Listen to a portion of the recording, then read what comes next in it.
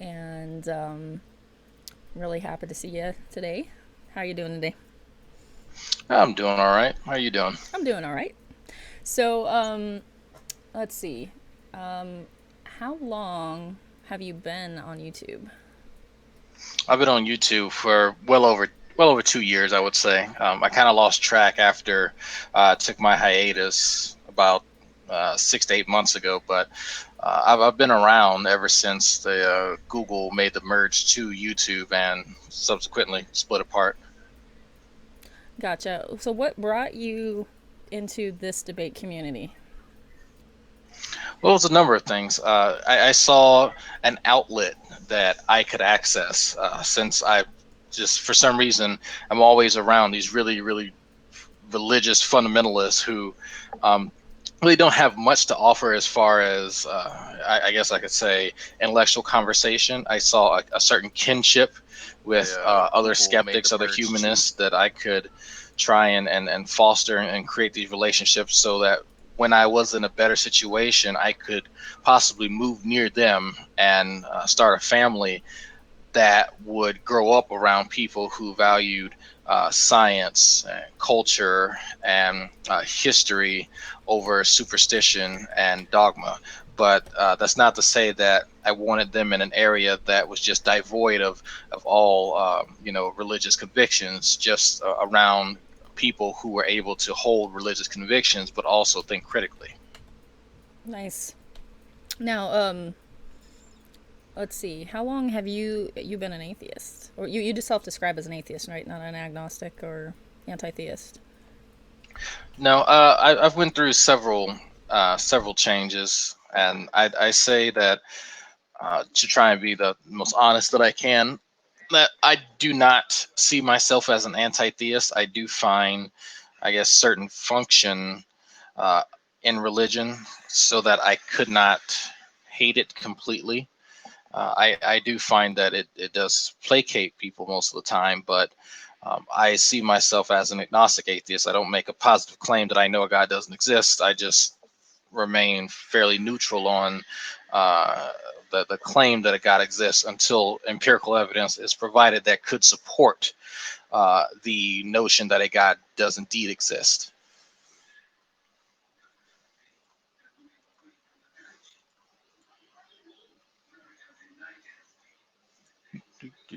Yeah, I just got the notification that that you were live streaming. I keep refreshing the page, but didn't see anything. But my phone got the update.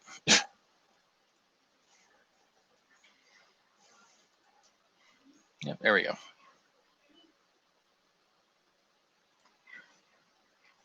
Okay. Yep, I see Sokka. Oh, yep, he can troll me in real time. He can try. Okay. But yeah, it's just I've always known that I was skeptical. I didn't know what skeptical was necessarily until I was properly educated after high school. And I say properly educated because my education has been all over the place from Louisiana to Mississippi to North Carolina. It's just, it really spans the gamut of possibilities that there are for one to see different types of curriculum and different types of standards being lauded as the best and whatever. I just I try to place an emphasis on the fact that much of what people perceive of me is the culmination of my life experiences and not necessarily my ability to sit and retain knowledge because that's a hit and miss in most cases. Understood. Do you notice that people treated you differently after your deconversion? Like, did you notice a big giant change with that?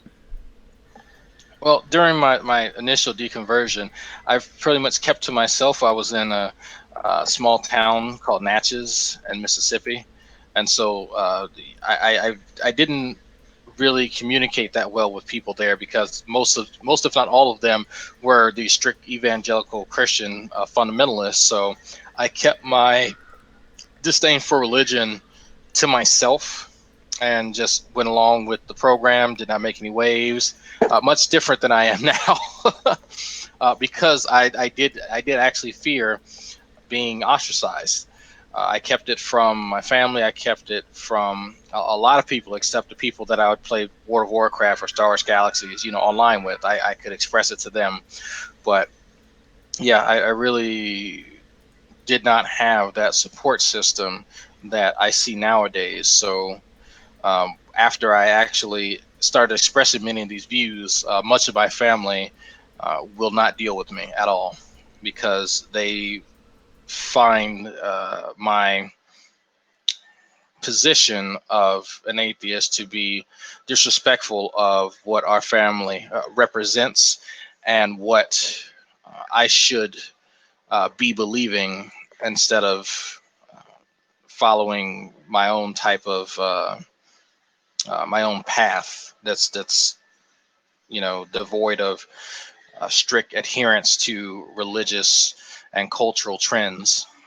And so I've been contacted by a few of them, in fact, privately, and they've informed me that they still love me, supposedly, yet they don't want to be in direct communication with me because of my views on religion in general, and because of the fact that I do criticize certain religious beliefs, like the notion that gays are going to hell and that everyone's a sinner and certain things of that nature.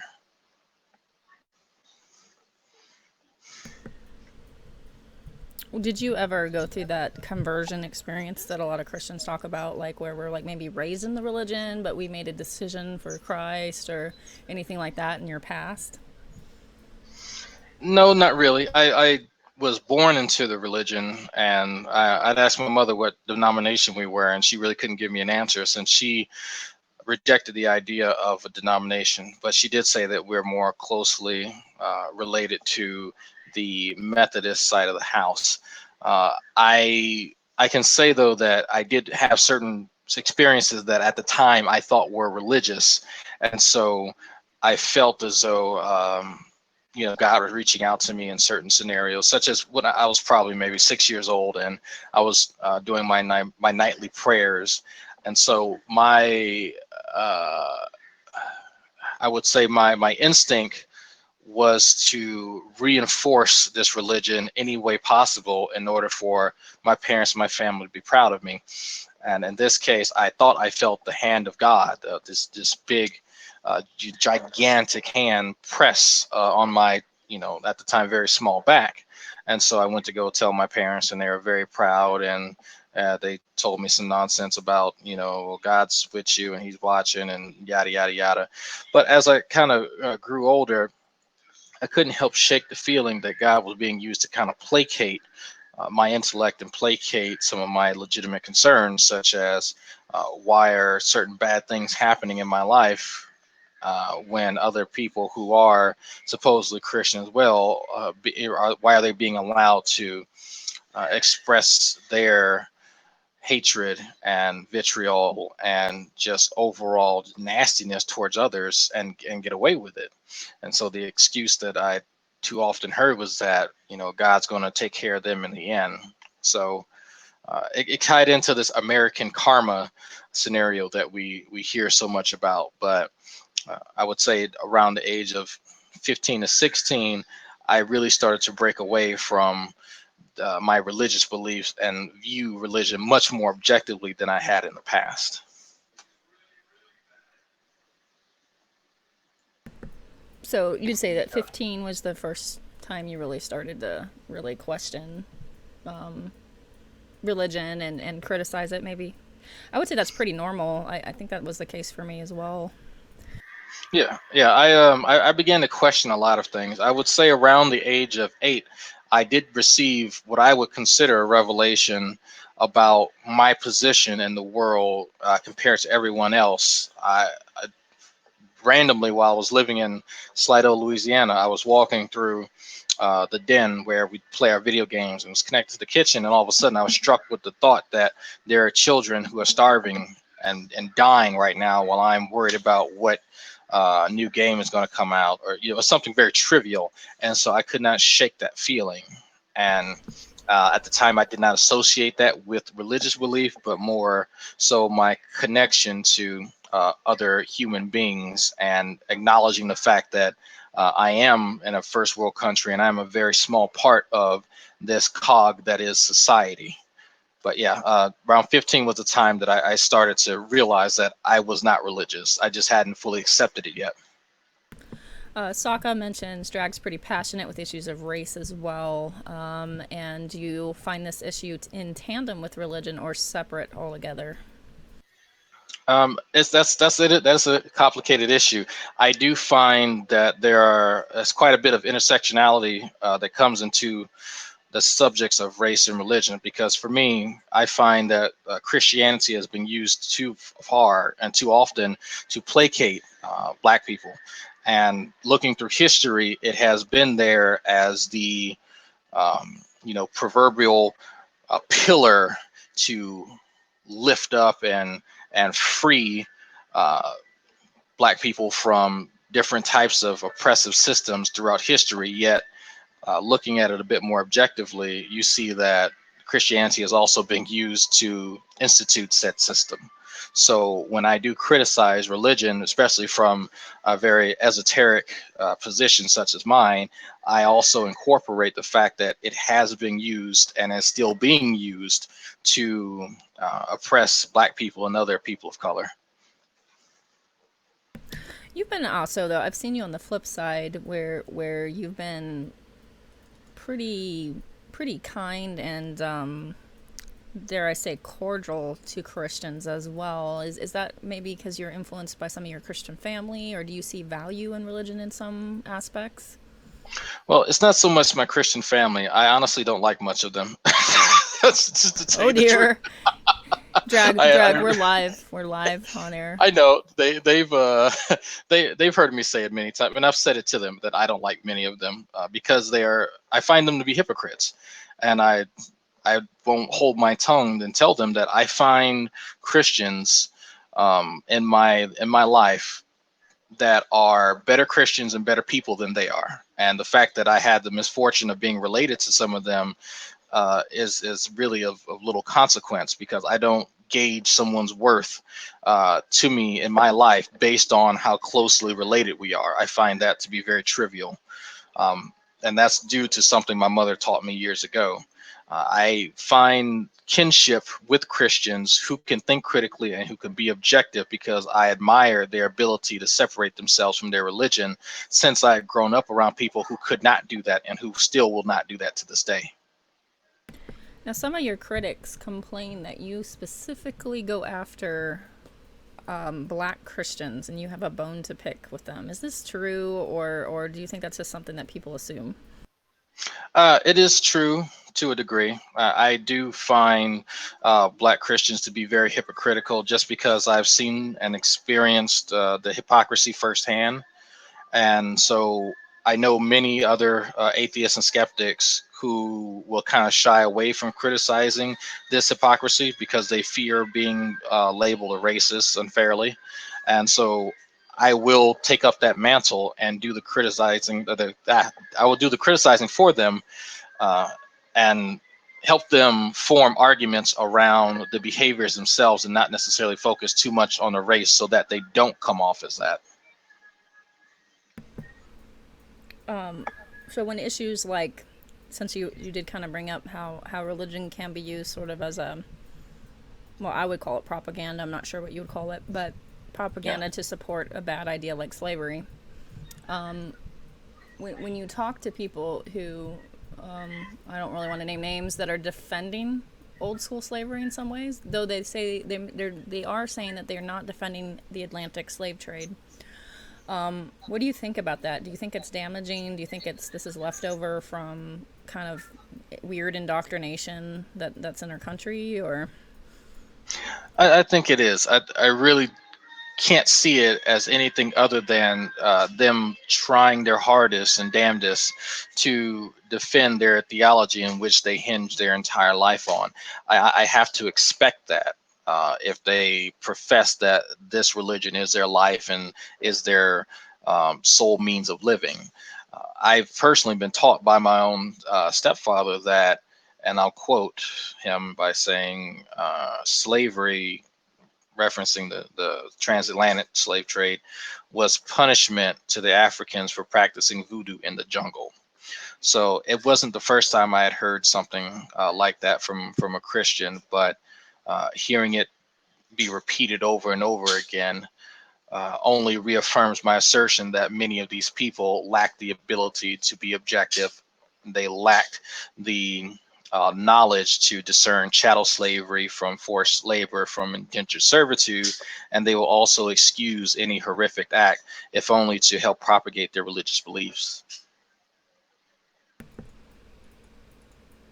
Yeah, it's kind of scary because like it's one of those issues where I kind of cringe because you know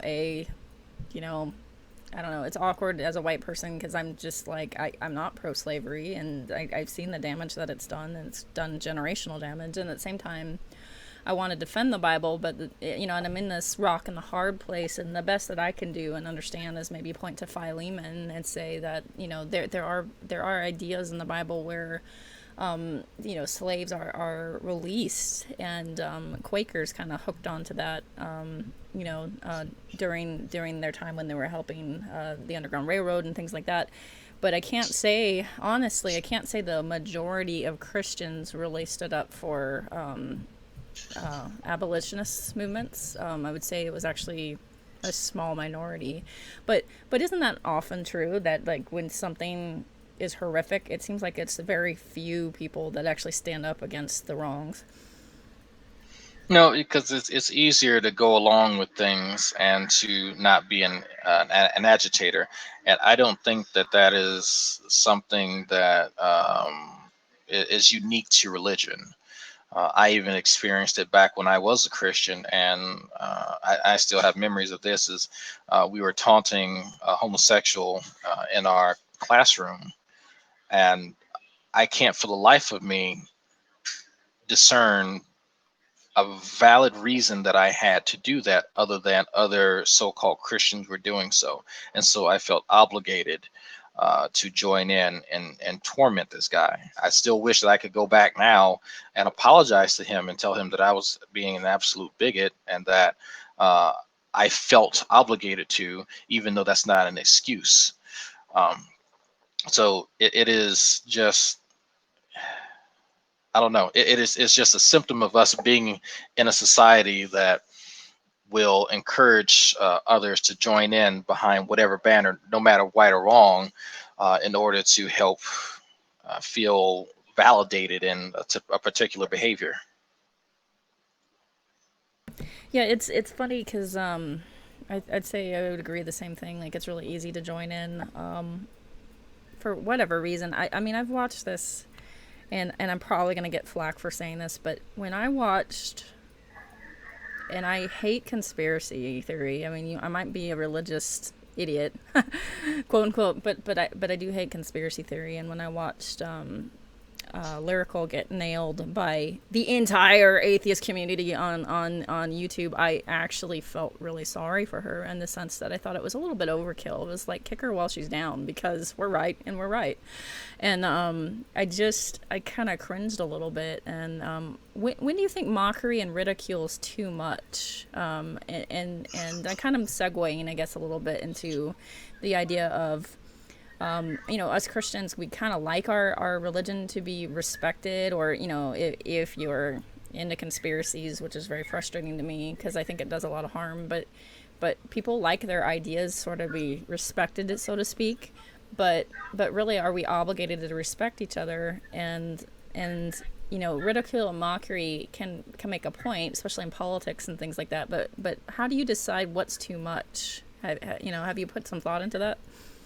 I have. I can't really tell someone else what's too much for them. I've always had the notion that nothing is sacrosanct. If I want someone to leave a certain idea or notion that I have completely alone, and I want to make it, invulnerable to criticism, then I won't express it. I think that's probably one of the best ways to protect one's ideology. Once you express it, once it's out there on the public display, then it's fair game for anyone. Uh, I can't tell the next person what they should be sensitive about and how sensitive they should be, because my sensibilities differ greatly than every other person's. But I do think that a fair amount of ridicule is deserved for things that are ridiculous, and that that actually leads into what many of us have experienced when we were deconverted. Is someone had, you know, the audacity to criticize something that we thought was so holy and so great and so magnificent, and so just the shock of that caused us to introspect just enough to tip the scales and cause a complete 180. Yeah, it's one of those things where, from a religious perspective, I try to be a good sport for some of it. I mean, I really do. I try to be, I try to not demand people to understand and respect the way I do, because if people, I will assume that people are telling the truth and saying, I see no evidence for God, and I'm just going to assume and take it at face value that you are telling the truth, instead of going, you're a liar, and God has written it on your heart, and I pull all that garbage on people. I feel like that's extremely disrespectful to someone's expression and belief. So if I take what they say as truth and move from there, it makes it a lot easier to engage. But I think it's frustrating to me because sometimes I get the opposite end from some skeptics, where they call you a liar, essentially, and I feel like that's really frustrating. What do you think about that? People calling each other liars. I've seen theists do it to atheists over and over again. Like, in your heart that there's a God, you're lying. And then I'll see you're intellectually dishonest thrown willy-nilly constantly on the other side to us. And so, what do you make of that? Like, calling people out as liars and things like that. Well, I draw a line between the two. If I call someone intellectually dishonest, that's usually because that they're playing around with this idea of fictionalism, and I'm glad Ozzy put a name to it, and that's to where someone will kind of play the field of a conversation, and they will take up a position that they themselves really don't hold, such as like hyper skepticism, and something that would make your life incredibly difficult if you honestly believed and followed through with it on a daily basis. And so I would call someone intellectually dishonest for trying to play that particular card because they find it more defensible than their actual position. And so that's me personally, and I do know that people throw out intellectually dishonest as kind of a softer pejorative than to outright call someone a liar. But I do find it funny that, and I do know a few Christians that will claim that God exists and in your heart and you're lying and this, that, and the other.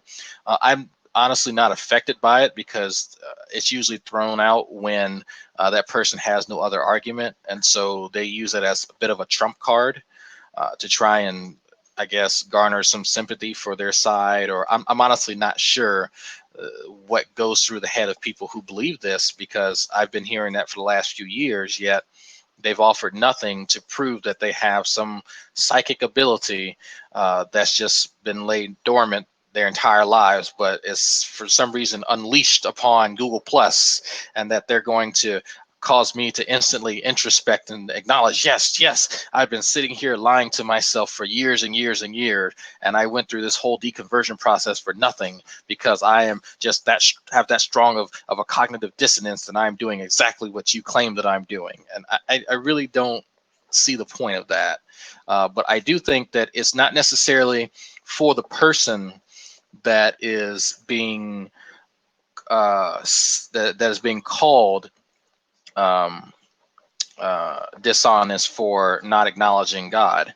I think it serves more for the theist so that they don't have to deal with an uncomfortable truth. And I honestly do believe that they tell other people that so that they don't have to acknowledge that there are people who legitimately do not believe in their theology.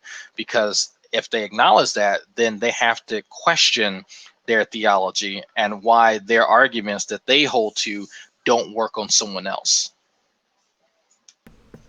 Yeah, it is tough to be willing to do that.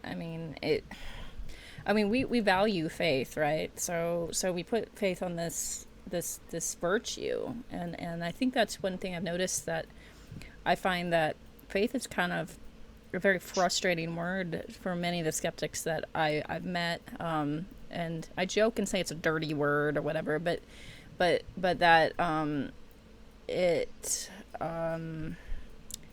is usually unacceptable in most cases in the world, right? So it's unacceptable in cases of science that you would take something by faith, you test it out. It's really unacceptable in relationships. You kind of take some things by faith in relationships, but it's unacceptable in a lot of ways, you know. So it's one of those things where it's one of those things where I find that the word faith is almost like a sticking point between believers and skeptics, like that it's an impasse in a lot of ways.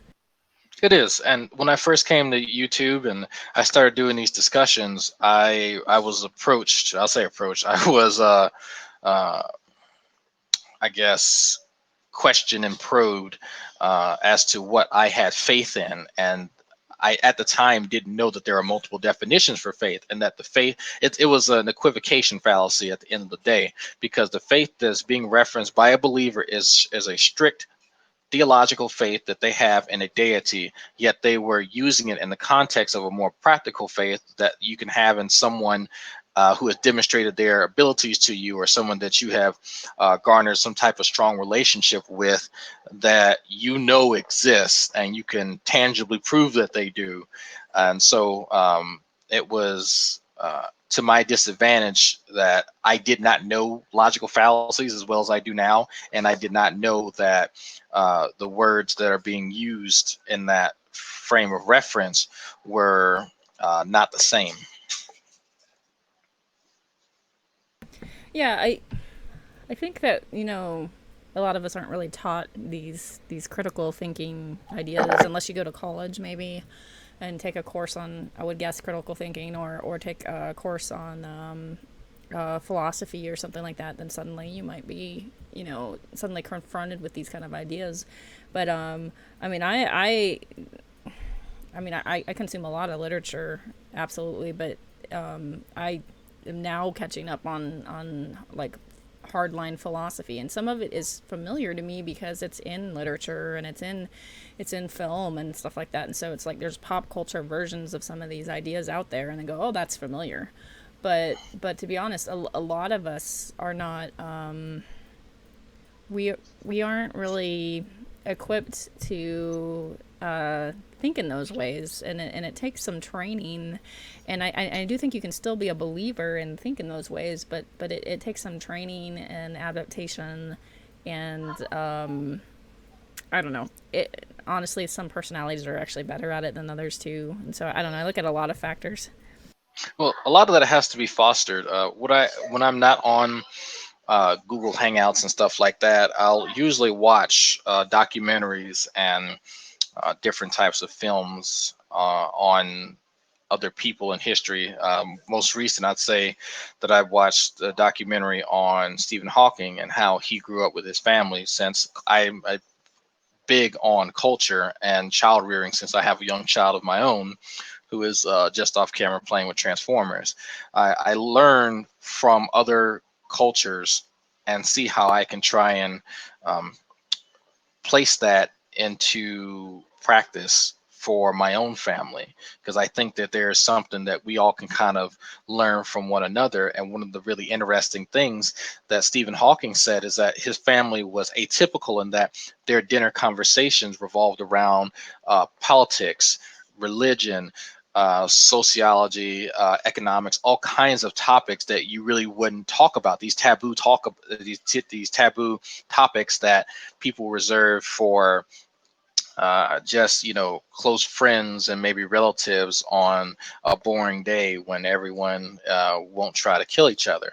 But what he was saying is that his family fostered an environment of critical thought, and that's what helped him become a great thinker later on in life. So I see where my family not necessarily went wrong, but where they could have improved the general level of education and critical thinking skills early on in our childhood, instead of religious indoctrination. Yeah, I would say, I mean, to say that I wasn't indoctrinated would be absolutely unfair, as I was a homeschooled kid. Yeah, yeah, I hate saying that because that immediately comes with a whole bunch of whoa. And also, I was raised to be a Christian, and so I can't deny that there might be some quote unquote indoctrination, but I find that in my own experience, and also because I used to be a youth director, that most people around, even indoctrinated or not, most people around middle school to high school start to ask questions and start to decide if they are going to own this faith that their family has passed down, or if they are going to drop their faith. I mean, it's pretty much either within that area, or oftentimes, if you go off to college, again, you have to decide if you're going to own your faith or drop your faith. And so I know that you said that that happened around 15. Would you say that was true of you, or no? I mean, I have met some people that are deconverting at 30, which is kind of fascinating to me. But most deconverts I've met have been younger. Well, my actual deconversion, I would say, happened around 18, and the process began early 15, because I really began to question God's plan and question theology, because I would see people who were very religious and very devout, and how they behaved outside of church. And so what religion became to me was more of a tool, and not this all-encompassing glue that keeps people under control and guarantees passage into the afterlife. I began to become very, very pragmatic in my thinking.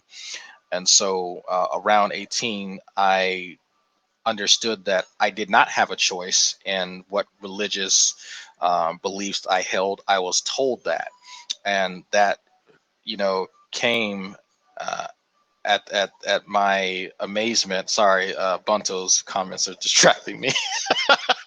but uh, but no, this was a shock to me, because it was true. Someone on the internet who had never met me said that I didn't even know why I had these religious beliefs. I just did, and I was defending them because I was taught to. And he was right.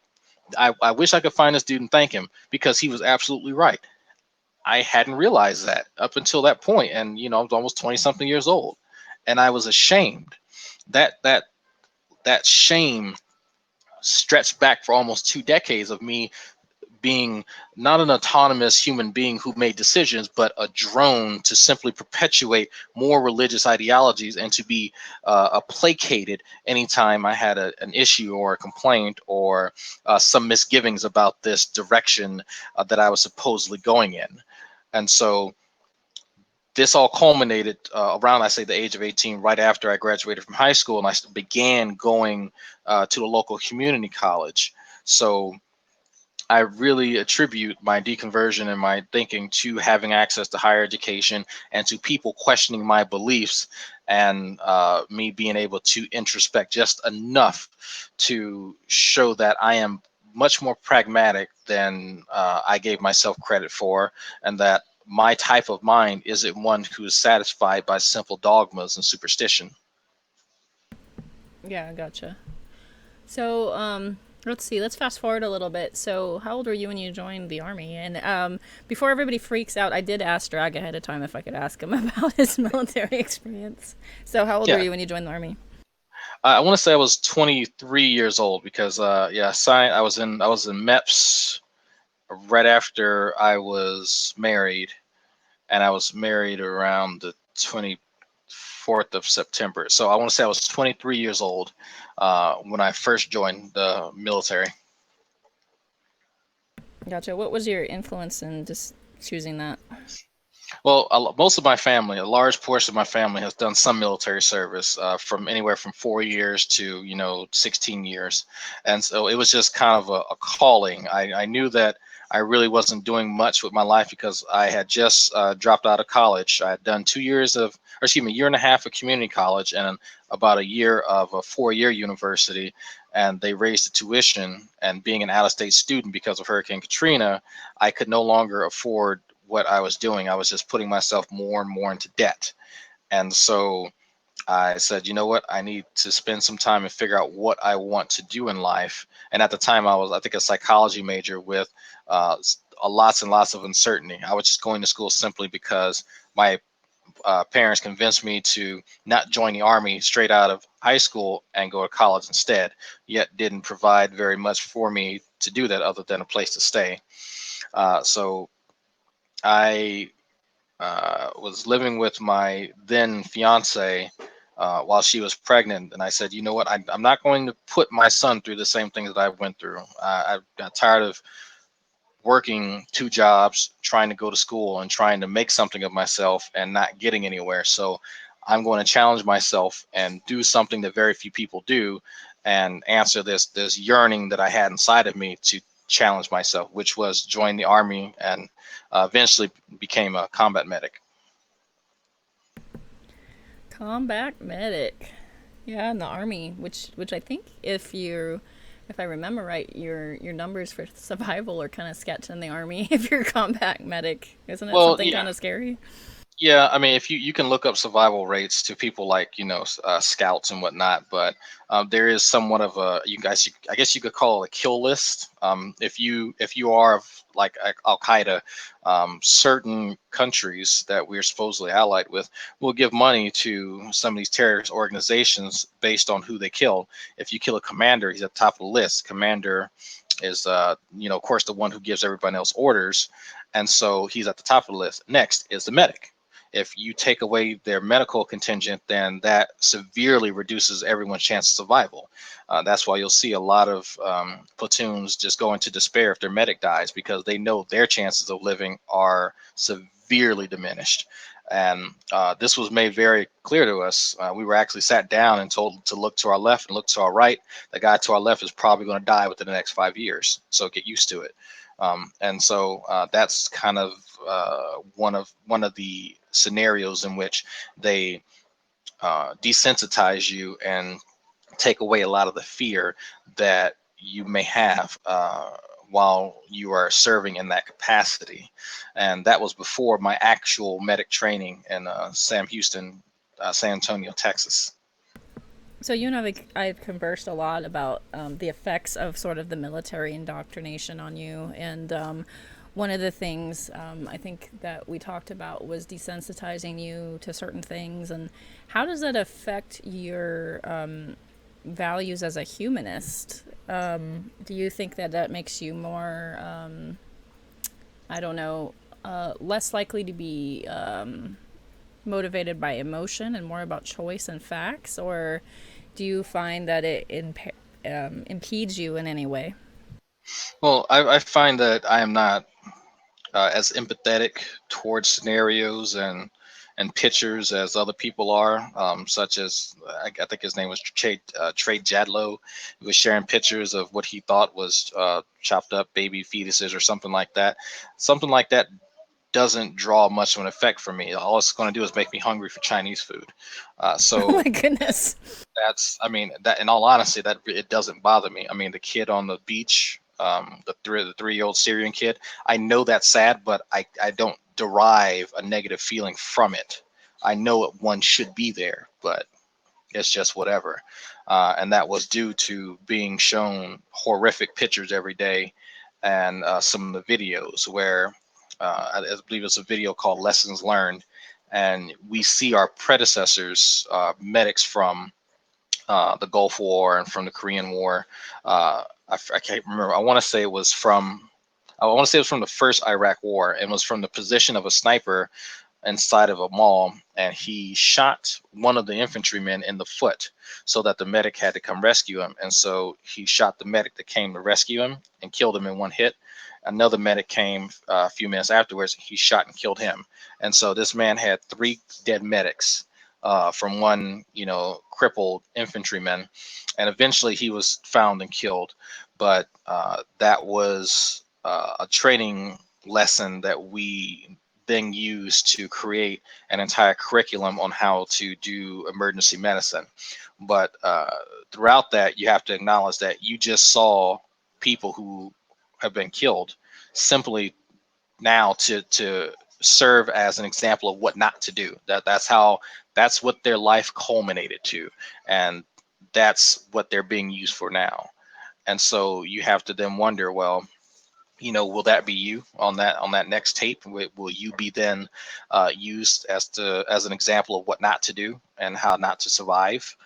And so I mean, you'll just see all kinds of stuff like that, and a guy biting a blasting cap, and his face being torn asunder to where he looks like the predator.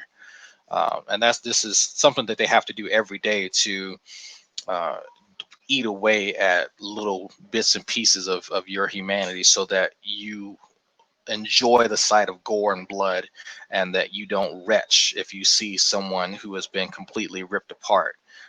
You will desire that type of interaction.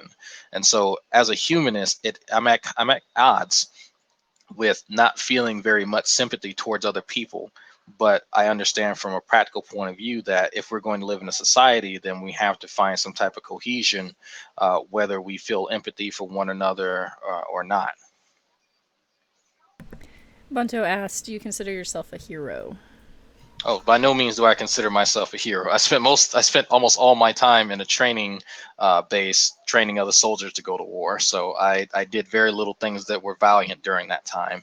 I helped many guys, some dealing with suicide, some dealing with other issues, and so I served in my capacity, and I have very little regrets. But I am hardly anybody's hero.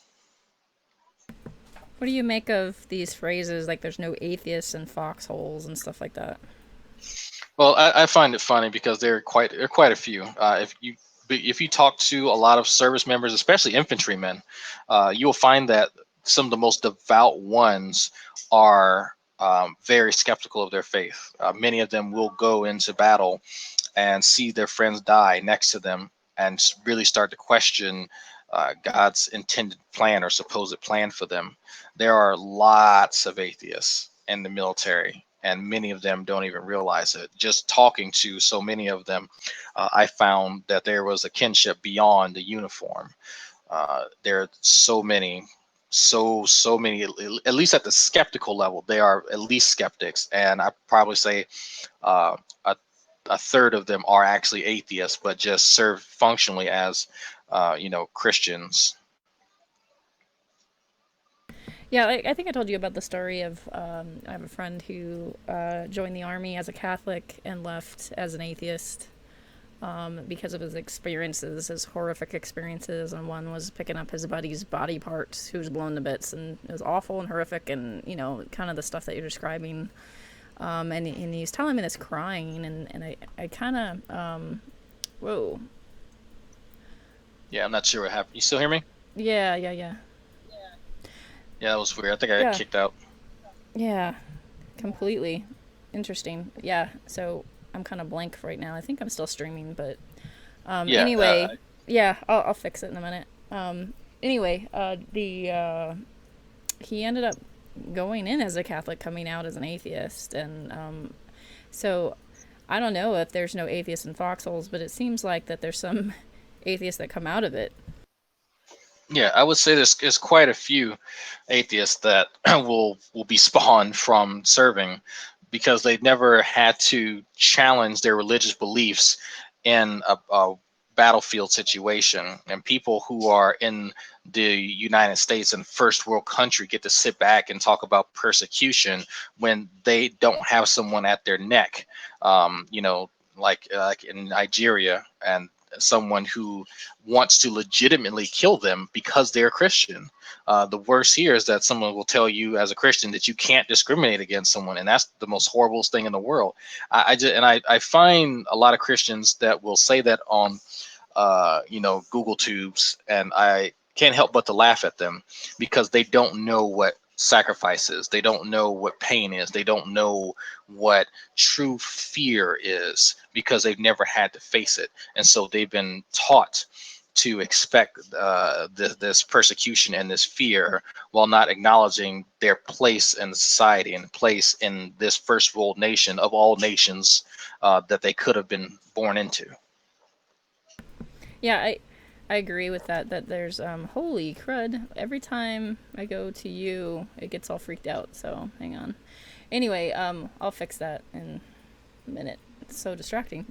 Now I understand why Dogma Debate's hosted by multiple hosts. It makes it a lot easier if people are doing multiple things. But anyway, that being said, yeah, it is interesting. This idea of persecution. That's kind of what I think I saw you tying into it. I like to say that if we consider ourselves persecuted in some way, then in America that's pretty silly. That's pretty goofy. I'm getting windowed for some reason. There we go. I fixed it. Um, it's it seems silly to me because I mean, if you see what happens, for instance, in with Christians, we look at Christian persecution and we go, oh my goodness, it's scary. And real Christian persecution would be having your head slowly sawed off by a K-bar. Sorry if that offends people, but that's really what's happening over there, and it is really horrific and horrible. And who am I to declare that I'm being persecuted because I don't know, a gay person can get married, or maybe I have to bake a cake, or it's just, to Yeah, me, makes something me really cringe. silly. It's embarrassing. Like Kurt Cameron, I think something happened to him on Facebook where something got pulled down, and he was like, he cried persecution, and it's just like, it makes me cringe because I don't think that's real persecution at all. I think that's completely a slap in the face to anybody that's actually been martyred or suffered actual persecution. It is, and there are a large groups of Christians around the world who do suffer physical violence and threats, and who are legitimately being persecuted for their faith, and they should have the attention. And I find it interesting how callously some Christians can speak of other people on the internet while they sit in a very cushy a cushy country, in a somewhat cushy neighborhood sometimes. But it's just like the witch children of Africa. If anyone's seen that documentary, that's a really good example of the dangers of religion in general and of being of a certain faith. So yeah, to me, it takes away from what many Christians feel is coming. But then even in the back of my head, I have to wonder, well, how much of this supposed Christian persecution that is to come won't be the just desserts from what they do in the here and now? Do you think that as a Christian it would be justified to be persecuted? To actually be, I don't know, rounded out or maybe barred from a certain job? If you're a Christian, you can't be a doctor because who knows? If you believe in the supernatural, you certainly can't deliver a baby. Like what do you think about that? What I've actually talked to some atheists that have gone so far as to say that Christians shouldn't hold certain jobs, or that we were somehow kind of scary. What do you think of that? Yeah, and now that you mention it, I've heard someone say that, and I want to say they used the doctor example, and I think this based on a meme of a bunch of doctors holding hands before they go into surgery, but I don't agree with that. I'd be a hypocrite for me to say that I don't think people should be discriminated against because of what they believe, and then for me to go back and say, well, if they're Christian, then they're just stupid. They don't need to be. No, I look at their ability to do the job. If they think that God blesses them with magical hands and magical steadiness, then that's fine. That adds to their confidence, and if that adds to their morale, then that will contribute to the success of the surgery or whatever it is that they're doing. So no, I do not agree with that at all. If they can do the job, no matter what religious affiliation they may have, then they need to do the job. So you would be okay with, like, if you had to have neurosurgery, and if that neurosurgeon prayed that God would steady his hands and that he had magical hands, but he was a badass neurosurgeon, you'd be okay with that? Yeah, I'd be okay with it. I wouldn't want him to do it in front of me because then that make me a little nervous. But if he did it God, I before he hope I put don't on his mess up stuff, this yeah, time. yeah. I was like, oh, okay, here we go. Yeah, I'm out of here. So that, yeah, as long I have no problem with him doing that. I mean, I don't have a problem with kids praying in school. I don't have a problem with a lot of the touchy issues that people seem to get all bent out of shape about. Is just when they disrupt other people's lives to try and do some of these things. That's kind of where I step in, and that's where my lovely family has a really hard time understanding that they can't impede other people's lives because of their religious beliefs. What ways does your religious family think that they can impede other lives because of their religious beliefs? Well, and I say impede, it's little minor things here and there, and I only pick it up based on what they comment on Facebook or something like that. And I'll give you an example. One of my female cousins seems to be under the impression that you can take away class time for Christians to have a prayer study session. It doesn't matter what subject, doesn't matter where they're at. They should be able to take that time away and have teacher directed time for prayer, as well as in football games. So if there's a football game going off, they've already done kickoff and all that kind of stuff. They have a certain allotted time for this event. But she's under the impression that the coach should be able to make everyone pray and hold off the game until they're done praying, no matter if everyone's a Christian, no matter if people are there to see a football game. And I've tried to explain to her that no, this is not how things are done, and this is not a religious class. This is not a religious school, and you have to remember that there is a certain time and place for everything. But she is also one of these people who is under the assumption that this is a Christian nation and that we are a theocracy, um, even though she knows we are a democratic republic. It's very odd, some of these notions that she has, but she hasn't really expressed where she's gotten these notions from. I've just criticized them as I've seen them. And your family's largely from the South, like I want to guess Mississippi or somewhere around there. No, Yeah. well, I'm kind of the oddity. I was born in Louisiana, but my mother's side of the family is mostly from Michigan, and a lot of them have just moved down to the South in the last 20 something years. Fun fact: I was born in Alabama. I bet you didn't know that. Oh no, I couldn't tell at all by the accent. I'm definitely lived most of my life in Southern California, but definitely born in Alabama, and it's from the side of the family that we don't like to talk about too much. So anyway, okay, moving on. But yeah, some really interesting beliefs over there with Christianity and really still I had relatives when I was a kid that still believed in segregation. It's crazy to me. Sound like Southern Baptist. No one was a Southern Baptist actually, but I did grow up Baptist, not necessarily Southern Baptist, but that Oh, was that's in surprising. California. We're watered down in California, so Yeah, that's true.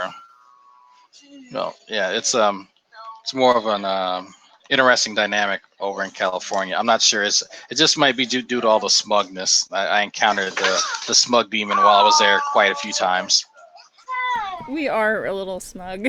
It would be fair. I would call us vain as well, vain and smug, and we really do think as so California goes as far as voting, so does the rest of the nation. So yeah, there's some smugness, but I also think if you go to the East Coast, smugness is very much there. My other side of the family is in New York, and there's some Democratic smugness there as well. Oh yes, I definitely see it. Uh, Some okay. snobbery.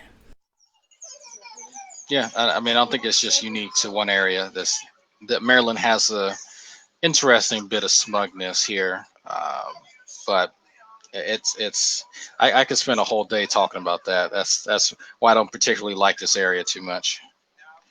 I think Bunto's trying to ask a question. It says, Drag, do you ever wish there was a God? Um, ain't it useful somehow? That's a good question. I kind of do wish there was one, just so we could stop having the debate. In all honesty, I really do wish that there was one, so we can say, all right, cool. Here's the thing that everyone's talking about. So now we can discuss whether it is the one that everyone else thought it was not. It's that's kind of what I would see happen. It's like, okay, well, we have this thing. It's demonstrated powers and it's supernatural. We've concluded. And so, is it Krishna? Is it Jehovah? What is it? And we could start a brand new debate. And then all the atheists like, okay, cool. Well, we can acknowledge this thing now. If we want to call it God, or if we want to call it, the big astronomical meany thing in the sky, then we'll call it that. So, yeah, I think dynamics would change a bit, but we would still be having a type of conversation. I know that you said that fear is not a motivator for you, that in fact it grosses you out. I remember you responded to Veckel pretty harshly when he said that fear motivated him to convert. So what would motivate you, if there was a God, what would motivate you to believe besides, here I am, Yahweh in the sky, or Shiva, or whoever you want to, claim is the one true God? In our case, it's Yahweh. But would you, I guess, what would be the motivation to serve a God for you if God made himself known? It would have to revolve around my idea of justness and fairness. If this being, it could just be a supernatural being, but if this being created, let's say a magical banyan tree, and if you look up pictures of a banyan tree, they're huge, and the only people who could see this banyan tree are the ones who need it the most, and this tree provides nourishment for people who are on the brink of starvation. That's something that would be solved directly from that deity that no other human could interfere with. And we know that this thing exists because we see kids going up to this thing that we really can't perceive and receiving something from it and being nourished. And we can test the so okay, these people are being nourished by whatever this is. And so this would add to kind of the mystique of whatever it is. But something like that, the an ultimate show of compassion and empathy would motivate me to serve something based on how we as humans see empathy and how we experience, not how it thinks that we should. Because it's useless for an entity to exist that somehow towers over us and its abilities, but cannot operate on our level of understanding. It becomes a communication issue at that point. Do you find that the Jesus figure is at all compelling? Because it is the idea that God becomes man and tries to model for us how to live. And while God is, even in the Bible, considered unfathomable, because he's the author of all things. So is Jesus compelling, or is it just even more silly to you? I find the character of Jesus very interesting. I do like some of the humility that he does bring, especially when expressing how one should behave in lieu of one's own nature. That particular part of it isn't really unique to Christianity, but it's something that I find that stands out with Jesus. And so I can take that aspect of his character and say, yes, I will admit that I do find that compelling, and I will say that that is something that I could get behind. But at the same time, trying to assert that one's own natural inclinations are somehow evil is something that I detest. Having a natural desire for me to be with women is something that I cannot help. I will programmed by my genetics to like women. If someone is in my position was a male and is programmed to like men, then that's who they are programmed to like via their genetics. If a deity has control over someone's genetics, then it shouldn't be punished because of how their programmers programmed them, in a sense. So that's where I find the conflict in that, and so I cannot get behind that. So, Bunto translation, drag, is it worthwhile to be polite to theists? um, you take plans to go halfways into the madness. I don't really know how. I mean, you know how Bunto leads questions, but you do sometimes extend a hand to certain kinds of theists, and then you kind of jump on other theists. And so, do you get flack from anti-theists for doing that, or do you think that Yeah. they understand why you do it, or? Oh, I got flack for sticking up for Rand Campbell. And I got a lot of, because I don't jump on him the same way I jump on other people. Uh, it does come down to kind of personal preference. And I, if I've had one bad run-in with Rand Campbell, and I understand Rand Campbell on kind of the tough guy bravado aspect of it. Is that he threatened me one time, about a year and a half, maybe 2 years ago, around the same time I say everything's happened, and so I gave him my address and I told him that I would meet him outside the gate and I'd beat him senseless.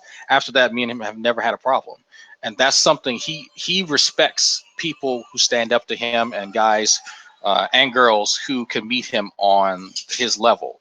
And so, even though I know he is a troll, I still respect him on that level, and I can kind of get through to him and talk to him on that level. I can't reach everyone like that. And I do respect that about him, but there are many other things that I don't. And so, I have received a lot of flack for not being as harsh to him as I am to, Vekel, Arcane, or Shamos. If you were to give your harshest criticism to Christianity, what would it be? My harshest criticism. That's a good one, actually. Wow, I've not thought about that. My harshest criticism would be, how can a system of thought, a system of belief that is supposed to wrangle all human emotions, uh, tear down a person and make them, in a lot of cases, hate themselves for what they were born to be, but then tell them that they are somehow only able to achieve a wholeness by submitting themselves to an external force and not believing in themselves and trusting and loving themselves for who they are. But don't you think that there's a lot of other outside sources that try to shape and create who you are, or to bring out the best of who you are without necessarily asking you to give up your very being, the very source of who you are? Do you see that Christianity is asking you to give up all of who you are? Well, no, it's in some cases not asking everything, but someone's sexual identity is a big part of who they are. Someone's skepticism is a big part of who they are. Someone's curiosity is a big part of who they are. It's just certain things that I personally find very integral to my being, that I would image as being the core tenets of what makes a person, because you can change minor things such as someone's diet and they are typically the same person they were before the diet. But if you change a person to the point that when they look in the mirror they don't see the same person and they don't like that, then it crosses into the realm of almost sadistic, because then you aren't creating this autonomous being able to choose and do as they would. You are creating a robot to do and think as you want it to. Yeah, I kind of view it as becoming who you were called to be, and not necessarily a robot per se, but there is an element of sort of dying to your flesh or dying to your old nature in Christianity. That definitely is there, and can be very unappealing for the very hedonistic. And I don't mean that heathen, I mean hedonistic people that really like Mhm. the here and the now, eat, drink, and be merry, kind of. So it can be unappealing to maybe go without to say yes to later. I can see that. Yeah, I mean, I still believe that everything should be in moderation. Some things more than others, some things less than others. But that's something that I really don't get with Christianity. It's more of, you can only defer to this external force to reach your fullest potential, instead of looking inside yourself and creating that potential through strength, through perseverance, through your own willpower. See, I do think that strength and perseverance through your own willpower is part of it, but I do think we do believe that God transforms and is a help and everything else. So it is kind of interesting to hear that side. I know that I mean you strike me as very proud in a lot of ways. Do you think of yourself as a proud man?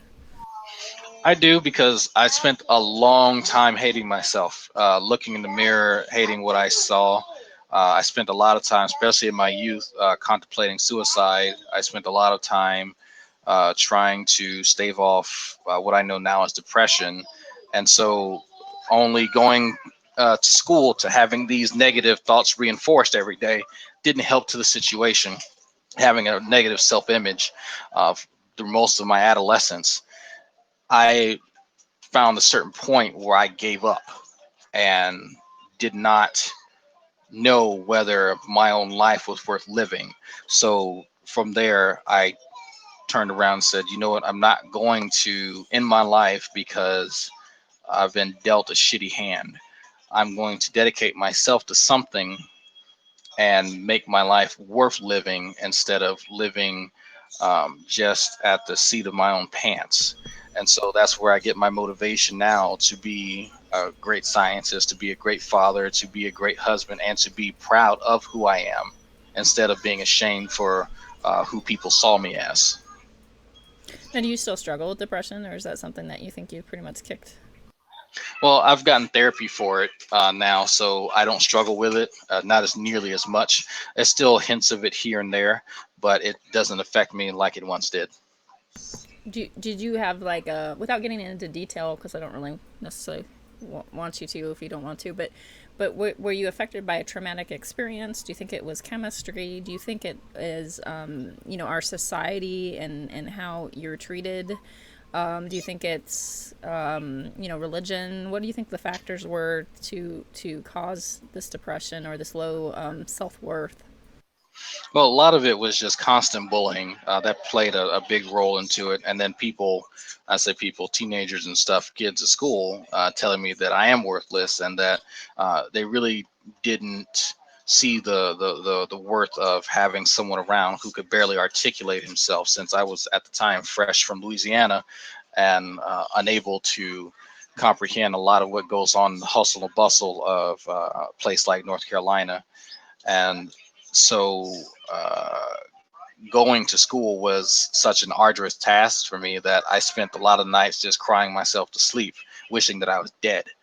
And uh, that had a profound effect on me. And trying to find solace in religion was useless because I turned to religion and I only could hear rhetoric. I could only hear these proclamations made of a beautiful afterlife, and that the suffering that I was going through now would somehow make up for it in the end. But I constantly struggled with the notion of me simply being placated.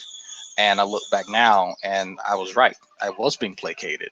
And if I had known the things that I had known now back then, I could have dealt with the situation much better, much, much better. But, of course, you know, hindsight's 2020. And from those experiences, I now can apply them and to teach other people how to deal with certain situations and use my influence in the future to help shape scenarios and help shape society along the lines that are more conducive for kids to go to school and learn rather than being tormented by horribly bigoted and religiously dogmatic individuals. I know a little while ago you had a video talking about secular racism, and I don't know if you want to briefly kind of explain what that might be. And then also, is there such a thing as religious racism, or are they really two sides of the same coin? Um, it's really two sides of the same coin, and I hold on. Trying to find a quote. That's why. And so it's two sides of the same coin. You'll have people who are secularists and rationalists who believe themselves to be better than their horrible, dogmatic, religious counterparts who are just blatantly racist. But many of them hold to ideas of racialism that are just as damaging. You'll have someone like Donald Sterling, who is a good example of this, who is a lifelong Democrat, but a tremendous bigot. He is just very kind about it. And you will see this in certain individuals here on YouTube, about many of the things that they assert about people of color in general, and not just black people. Some of them will utilize the same techniques, such as just skimming statistics to find correlations when they have not done the research and don't intend to do the research. They just want to have their bias confirmed. Um, Martin Luther King actually spoke about this briefly, and there's a quote that is linked to this notion. I fear I may have integrated my people into a burning house. And if people want to go and look up the context behind that, they are free to do so. And I would definitely want them to kind of look it up if they're curious about it. But secularists aren't they aren't immune to being bigots. There's some of them are just closed-minded, just as bigoted as anyone else. And I learned that very early on, especially now with the Kim Davis issue, where people are focusing on the fact that she's not that attractive, that she's overweight, that she's been married multiple times, rather than her actions Hillbilly, themselves. hillbilly shaming. Yeah, Yeah. and hillbilly shaming. Yeah. Yeah, it is kind of interesting. We all kind of sometimes will fall into that, like, snobbery, where you're born, what you do and stuff. It's kind of tough instead of just dealing with the idea. And I see it on my side. I've seen it on the other side. It kind of makes me cringe. I mean, I've had to work blue collar jobs. I'm not ashamed to pick up a mop or a shovel. I've done it. Should I be ashamed of that? I have a respectable IQ, but I've had situations where I've had to make things work, and actually work for a living. And not that I'm saying that white collar jobs you're not working for a living, but it's a different kind of thing. And I actually have had people look down on me for my status, like in my state, like I said, we're really vain. And so the most dreaded question is, like, if you're a blue collar worker, it's what do you do for a living? Oh, here we go. Yeah. And then I've encountered folks like that, and I will say that I am one of the main people who will dog the shit out of somebody if they want to get personal. And that's a symptom of kind of my personality, and also my time in the military, that you spend a lot of time trying to degrade people who are already desensitized. So it becomes quite a challenge. But no, I do see a lot of that, especially here in America, and when literally our society depends on middle class. And so why would people want to lambaste middle class workers? I'm not sure, but we all kind of make our jokes about people working at McDonald's and shit like that. And I'll say that I would have to be in dire straits to work at a fast food place, because I couldn't do it personally. So I'm going to pay someone to do that for me. I'm not going to get back there and cook fucking fries and burgers. I will happily pay someone a living wage to do that for me, then not turn around and chastise them for having that job, or demanding a ways that they can try and live off of, at least with the bare essentials. So I think we just kind of have our priorities just completely screwed up in America, and we've been, just I don't know. It's just fucked up. It's just really confusing because there's shame in not working, right? But then there's shame in working the wrong job, and I'm like, wait a minute, hang on. I mean, I've never worked in a fast food restaurant, but I've worked in a grocery store. I've never, I've worked in retail. Whoop-de-doo, this is exciting. But at the same time, it's is there really shame in working at all? I mean, like, why should we shame someone on where they work? It's just silly to me. I don't know. I mean, even if I worked at a Christian bookstore, I let folks know. Well, that'd be Um, confusing. yeah, I mean, you will have a lot. I know people right now who are working in Theist land, because that's where the jobs are, and they have to hide who they are because they'll be fired. It's a right to work area.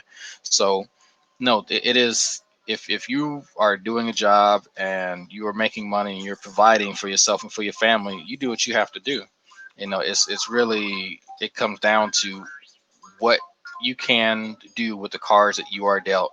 Not everyone has the luck of being born into a family where it's just provided to you, and you don't ever have to break a fucking sweat. You know, I've met people like that, and I kind of laugh at them because they to me have not been tried and tested in the game of life. I've been pushed to the point of giving up and quitting and not completing my mission, my short term mission of becoming a soldier. And that was one of the hardest things that I've ever done in my life. And people, and you reach a wall. And a lot of people do this outside the military too, where you reach a wall where you say, this is who I am, and I will face myself. This is the culmination of everything that I've ever feared, and including my failure to myself and my own standards. But people who are born with everything and have everything handed to them, they don't ever have to face that. So they tend to become quite snobbish and assholeless. And I delight in kicking people like that in the fucking chest because it, I mean, figuratively, of course, but it's just how things operate. It's sad, but many of them don't have the type of humility that your average blue collar worker will have had to develop in the course of their work experience. Yeah, I think it's interesting. I don't think there's shame in picking up a mop or a shovel or whatever. But I mentioned it because I just thought it was funny because we had talked about racism and also then we moved kind of from that to just judging people on kind of what they do or where they live or how they look. And it kind of reminded me of my experience because my husband is in the landscape construction and there's some properties we manage and sometimes I've had to pick up a mop and a bucket, and I was maintaining a property and this property happens to have a lot of tourists, and they're from Arizona, and there was a bunch of tourists from Arizona and they were college girls on vacation, and they're like, yeah, oh my god, she's not Mexican. And I'm like, I can hear you. Like, hello. And it's very weird. It's like, oh my gosh, a non Mexican's mopping the floor. Oh my goodness. It's just really strange. Yeah, I mean, you kind of have to expect stuff like that from people. And sadly, I mean, I expect all kinds of things when I go to work. I mean, I live in Maryland, so I uh, I expect different types of responses and things stated under people's breaths. But people sending me messages. Okay, Uh oh. let's see. Um, hold on. Okay, but yeah. So yeah, so I just expect all kind of stuff, and that's why I typically keep my skepticism to myself, unless someone kind of lets me in on that. They themselves are skeptic, which I'm pleasantly surprised. There's quite a few atheists at my job here in Maryland, and it is very pleasant. I mean, they're all younger, but I think even some of the older ones are kind of breaking away from a religious belief. So it's just an interesting dynamic, and that my hopes is that people who question their religious beliefs, if they decide they want to take on their religious beliefs or different ones or whatever, they become critical thinkers and then take it on instead of just these drooling mouth breathers that a lot of us encounter on Google Plus, who tend to have all these personality defects that we're forced to deal with. Yeah, I think personality defects kind of go on both ends of the aisle, but for some Yeah. reason my team tends to ignore their own. So they just go, well, we're gonna pretend not to notice that, and that makes it really hard. So it is tough. So you mentioned keeping your skepticism to yourself, kind of in your real life, unless asked or unless there's some sort of door opened in a way that's pretty obvious, where it's like okay to engage. But here on G Plus and also YouTube, we have a chance to kind of express ourselves. And so, what is your motivation for expressing yourself as a free thinker, as a humanist? Like, what are some of your big motivations for that? Like, that people aren't alone. That you just want to challenge people to think differently. Like, are you interested in deconverting anybody? Is that like a That's big so. carrot, like, you know, the goal? Well, people said that when I first kind of came on, and I'll hear that very rarely nowadays. But when I first came on, I wanted to add to the visibility of Black skeptics because people are under the impression that all Black people in America are all religious. They're just different religious affiliations, and it's not true. There are lots. There are lots of them out there, and many of them reside in secret Facebook pages because if their religious family knew, they'd be cut off from a lot of resources, and their family would react the same way mine has, ignorant. So it's a pleasure of mine that I have to show that there are intelligent Black men and women who exist and who are very skeptical and not necessarily religious at all. And part of that came from me just getting on YouTube and creating a video expressing my thoughts about me growing up and being in the military, and I got messages from other Black males saying, "I'm so glad you made this video. You are describing me word for word. I'm glad you're here." And just it was the first few months of me being on YouTube, I received nothing but inbox messages just like that. And so the more videos that I made and the more people I challenged, the more messages that would come in thanking me for saying what they couldn't say, giving them a voice.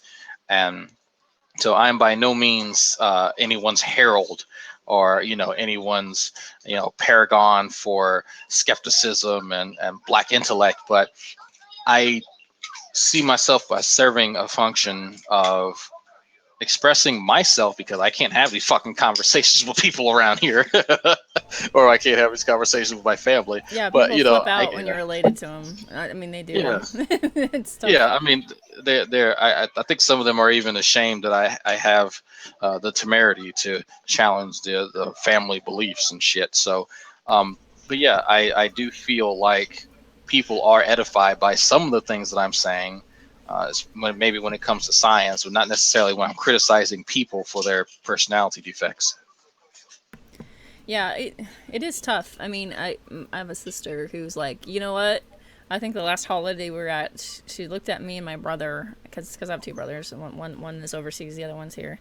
She looked at me and my brother and goes, "You guys are not allowed to talk about social issues. You're not allowed to talk about the news. You're not allowed to talk about religion, because usually we'll talk about it and we'll disagree." And I represent a more liberal or moderate Christian, and he's sort of, I don't know. I don't even know how to describe him. Christian, headed towards agnostic, sort of, and we'll banter back and forth about all sorts of things. But we're like the lone liberals around, and the rest of my family's like, Republican and conservative, and they're like, no, except for the one that's overseas. And so they're just like, we cannot have this. That's it. Shutting down the conversation. That's it. And so it's really interesting because we will engage, but they will shut down the conversation. They will just end the conversation. And I don't know what I make of this. I mean, I see it here even that a lot of people are stuck on broadcast, and as soon as you challenge them or as soon as you have a different view, conversation just completely ends. Now, in your case, does conversation end and it goes on to shutdown mode, or is it just scream out, fight mode? Well, I'll try to engage some of my family members. Very few of them have me on Facebook anymore, but some of them, I'll try to approach them with tact and say, well, here are the facts behind what's actually happening, and um, it will usually end in them being very passive aggressive. And so if someone else that's like on Facebook sees me and is like, "Oh yeah, he's actually right about this," and I'll say, "Don't worry about it. She doesn't. She doesn't. She's saying okay and I love you, but she actually doesn't care." And so she's like, just give a smiley face and yep and say, "Yep, he's right." And so I know they don't care and that their religious beliefs are more important to them than blood bonds. And so I know where they stand. And so that honestly helps motivate me to be a better skeptic and to not hold them to such high esteem because they can't think. And I don't value people who willingly cripple their intellect and who will actively curtail knowledge or the gaining of knowledge because they're not valuable to me. And to be completely honest. they will shut down conversations because they are that petty. They will cut off communications because they can't stand someone telling them that they're wrong, and they don't like the attitude that I take with them because they expect people who question religion and who dare challenge how sacrosanct their opinions are, to be quiet and to, just sulk in a corner somewhere. I'm not really honestly sure what image of a skeptic or an atheist that they have, but I don't fit it, and I know I don't fit it, and I do push the button with them, and I will let them know, like, if you say something wrong, I'm going to correct you. I'm going to try tactfully. And if you get an attitude, I will shut you down. And Seamus learned this earlier, that I will do this, and it is right. I have told my own cousin in a heated discussion that if his God loved him so much, then it would have saved his wife from cancer. The conversation honestly went that way after I'd warned him 3 times, and after I told his sisters to stop him from being personal with me. And I have very little regrets about that either, because they throw away relationships because they find their religious beliefs to be more important than someone that they will call cousin or someone that they'll call brother or whoever. So if they want to throw away that relationship and burn that bridge, I will happily put dynamite at my end and blow it the fuck up. Yeah, I'm sorry to hear that. That it seems silly to me to cut off people over religion, because it's, I don't know. I mean, Jesus, I think, modeled that he sat down with tax collectors and people that weren't believers. He told a story about a good Samaritan that wasn't necessarily, a Jewish person who did something good. And so I feel like it's missing certain chunks of, I think, what Jesus modeled, to say, sorry, because you've left the faith, I have to cast you out and completely ignore you. I don't, I mean, yeah, if you leave the faith, you probably shouldn't go to church. I think that's kind of weird. But if you leave the faith, I don't see anything wrong with having coffee or, lunch or fellowshipping or, I don't know, playing tag football or whatever you like to do. Fishing. I think you like to go fishing. I'd go Yeah, fishing with you any day. Like, I mean, I just yeah. don't understand that. But when I'm talking about different stuff, Star Wars, and I'm talking about fishing, or we're going out fishing, that's where that stays. And uh, for me, it is.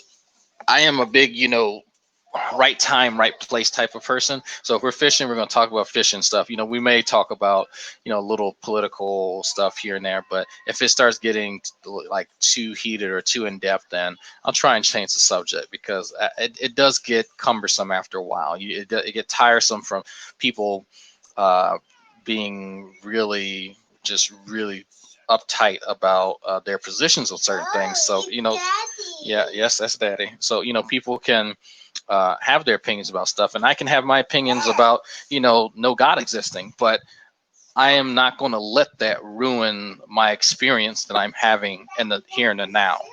And I feel that people who get too attached to their political and their religious beliefs cannot separate themselves from that. So it ends up ruining what enjoyment they can have with other people. Yeah, I mean, I would say that I'm really attached to my religious belief, but at the same time, yeah, I don't know. I mean, I guess for me, a negative side might be that I do have a sense of grief. I have one brother who is an atheist, and it gives me a sense of grief. And my best friend, I'm gonna start out the conversation in the worst place possible. Ready? My best friend is black. Incoming. No. Oh, really? Yeah. My best friend's black. She's an ex Jehovah's Witness who has no love for organized religion but loves God. But now she's sort of struggling with agnosticism, because of some issues that have happened, and I don't want to really talk too much about that. But for me to not listen to her honest conversation and be freaked out and try to shut that down, to me, is not being a good friend.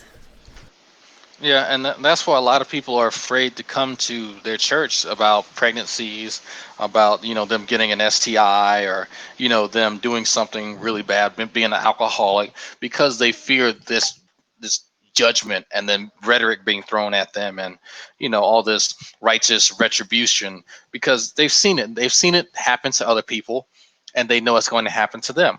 And so if they can't find solace in the belief system that says that they're supposed to defer to, then the bad things end up happening.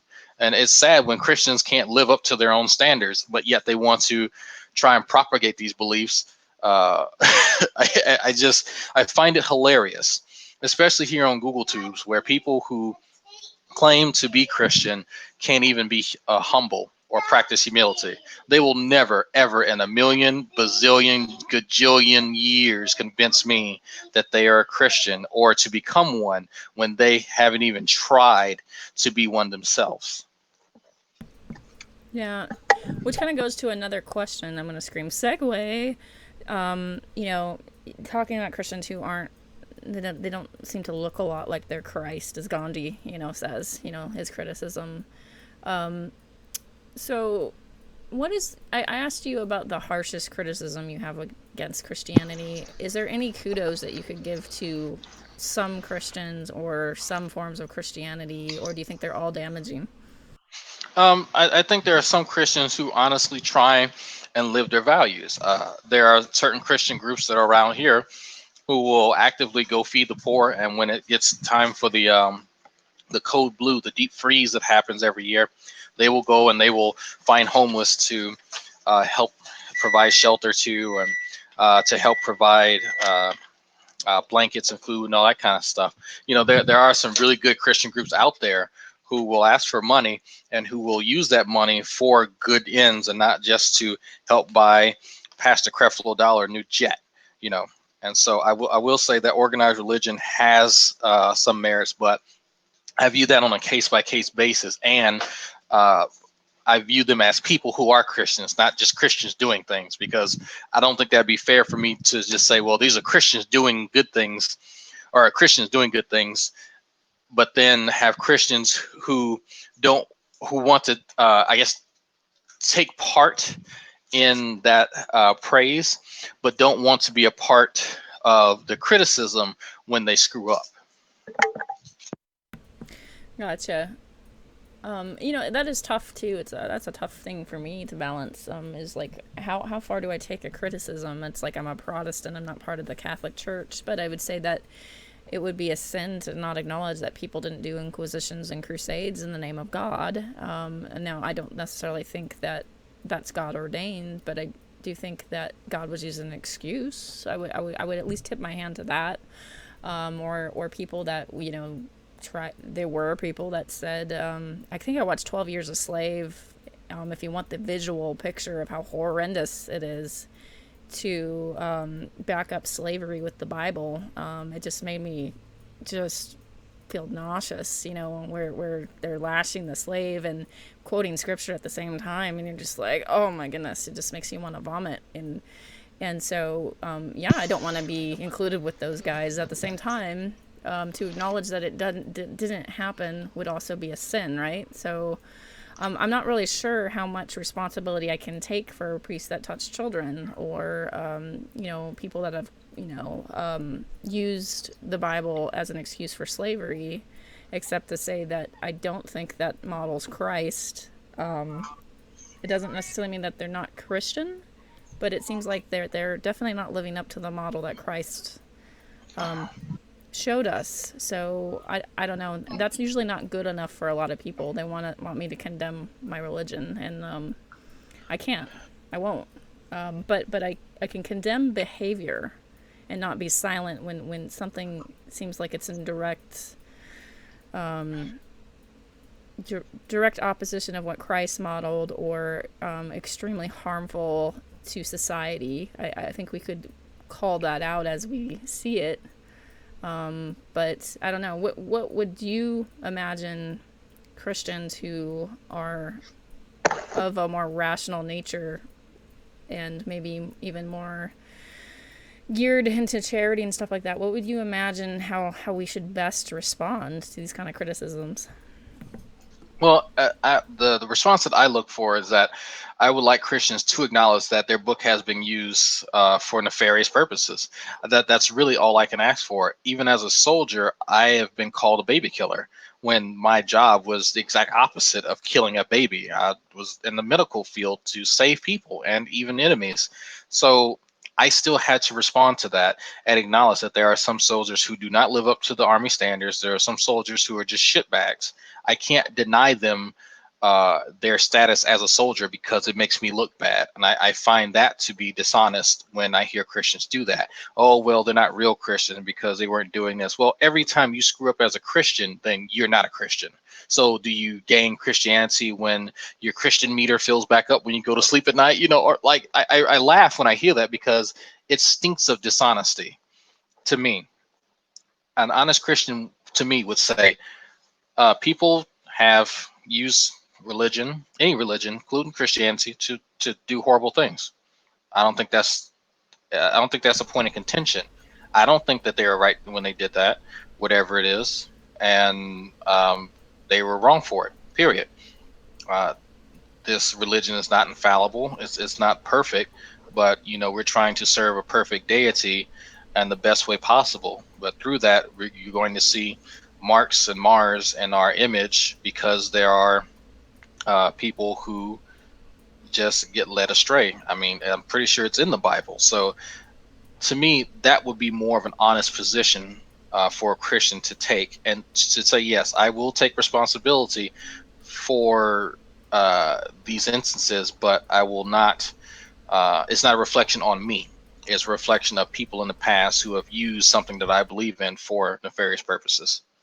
Yeah, I use the word propaganda, which upsets some people, but I mean it in the sense that oftentimes I think that there's political issues in history that have happened, and then they kind of grab the church, and either they're in bed with the church or they've strong armed the church, and then they'll use the religion as propaganda to kind of sway the people, and that's how I view it. I could be wrong, but that doesn't necessarily mean that that gets the Bible or Christians off the hook as far as it not getting twisted. But I do think that I think it's complicated. I just view it as complicated. Like if I said that the problem with the Middle East is just Islam, I don't think that would be completely true because there's a geopolitical situation over there that makes it extremely complex. But there's a reason why maybe an extreme religion would be a form of extremism, like Islam being extremism, that might be appealing for people that are suffering under oppression. I don't know. It doesn't mean that I go and look at ISIS and say ISIS represents all Islam, because I don't think that would be fair to anybody that's a Muslim. But at the same time, I don't know. It's just tough because it's like, we want to be responsible. I think it's responsible to be responsible for your extremists and to try to rope them in, but at the same time, I don't even know if you can rope in the extremists. You know what I mean? Like I mean, people have tried with Westboro Baptists, and there's, they're an obvious one, and they don't care. So No, I don't know. I mean, you can't force them to stop. All you can do is, and I've seen Christians. Hold on a second. I've seen Christians form barriers around them, and they have these pickets. That's what they're called. Picket signs to say, we're sorry for Westboro Baptists. They don't represent it. Really funny, satirical kind of signs like that. But then other signs offering Bible verses that show love and kindness to people, and instead of the exact opposite of what they're doing. And that to me shows that they will take responsibility for the corruption of their religion, and they will actually do something about it instead of offering lip service. Even though it's still somewhat disruptive of what's happening, you can't control everybody. That I think that would be unfair for someone to ask Christians, all right, get your crazies. It doesn't work like that. But for me, it does stand to say that if you are going to tout this religion as a source of moral goodness and righteousness, that it cannot be a historical font of trials and tribulations. And we see that in America almost every time that we have a social event. Religion is being used to support what's now been repealed, or what's now it would be considered anachronistic. And so that, in my mind, is damaging overall for someone trying to convince me that I need to relinquish my mind towards this ideal image of what this belief system wants me to become. So we're gonna kind of move from that to you do say something sometimes that kind of disturbs me a little bit, and it could be residue from you being a soldier, but I have trouble reconciling, and maybe other people would too, with humanism. You actually say that you don't think that human life is intrinsically valuable or intrinsically has value. Can Correct. you explain that? Well, I've said this too in the context of my own son's life. When I say I don't place value on human life just because it's human life, that is me saying that if I could say that, well, my son is special because he's human, that statement means absolutely nothing to me. My son is valuable to me simply because he is a part of who I am. Him being human is an attribute, but is ultimately worthless. He is still a part of a larger system of people in a society, in a country, on a continent, on the world. He is minuscule in the grander scheme of things when we talk about society. That doesn't mean that I disvalue him. So when I say that I'm a humanist and that I don't intrinsically value human life, on the surface, yes, it does sound like I'm being a bit hypocritical, but I don't place value on people just because they're people. People who are in the best position to show their potential give themselves value in my eyes. So you being born into a wealthy family really doesn't place much of a value for me. It's how you use that wealth. Do you spend your time trying to help alleviate the suffering of others? The people who have incredible intellect spend the time teaching others. The people who suffer from certain types of disorders try and form groups that help others with that disorder to cope with it. So that's the type of value that I see in humans, that they display what I consider humanity. But just being uh, a part of a species that is now an apex predator doesn't grant you anything in my mind. So you're basically saying, "Show me." Yeah, honestly. I mean, of course, there are exceptions to that. There are people who are autistic that really would have a hard time doing that. But people who are able-bodied and have, you know, um, their mental faculties intact would be in the best positions to demonstrate what they can do with what they can uh, show, and what they can learn, and so on and so forth. How do you view the homeless then? I view the homeless as a problem of society and not so much a problem of themselves. The homeless people that I know have some severe mental issues, and I see that as a failing of everyone else in society. Not necessarily everyone, but we as a society, to not institute a better mental health program to help prevent people from being homeless. And of course, I know that people screw up a lot of the times and they end up homeless, but there is almost always something catastrophic that has to happen in order for someone to be living on the street. I agree. That's been kind of my experience when I volunteered and stuff like that, working for neighborhood care communities, or there's been like halfway houses and stuff like that that have reached out to people that have stuck into homelessness, or maybe even prostitution and things like that, and they kind of want a way out of it. And it's really hard once you're stuck in it to get out of it, because you don't have an ID anymore, you don't have a social security number, or like a, trying to recreate who you are again becomes really difficult. And it seems like a good portion of them are, as you say, LGBT. LGBT, yes, and a good portion of them are, if they're young in particular, and another good portion of them are have some sort of mental illness like polar or schizophrenia or extreme depression, and I do agree that there could be, I don't know, a better investment and less obstacles for finding help with these things, because I think it's preventable. I think particularly mental health is, I would absolutely agree. We could definitely benefit to make it less of an obstacle for people to get help, because it's expensive, and the free clinics that do maybe have a counselor or whatever, the waiting list in my big city is ridiculous to get in, and the availability for such things is really difficult for people to get a hold of any sort of help, or at least long-term help. And so it is something that I think that our nation's definitely shown over and over again that it's a problem that we haven't addressed very well, and so I absolutely agree with you there.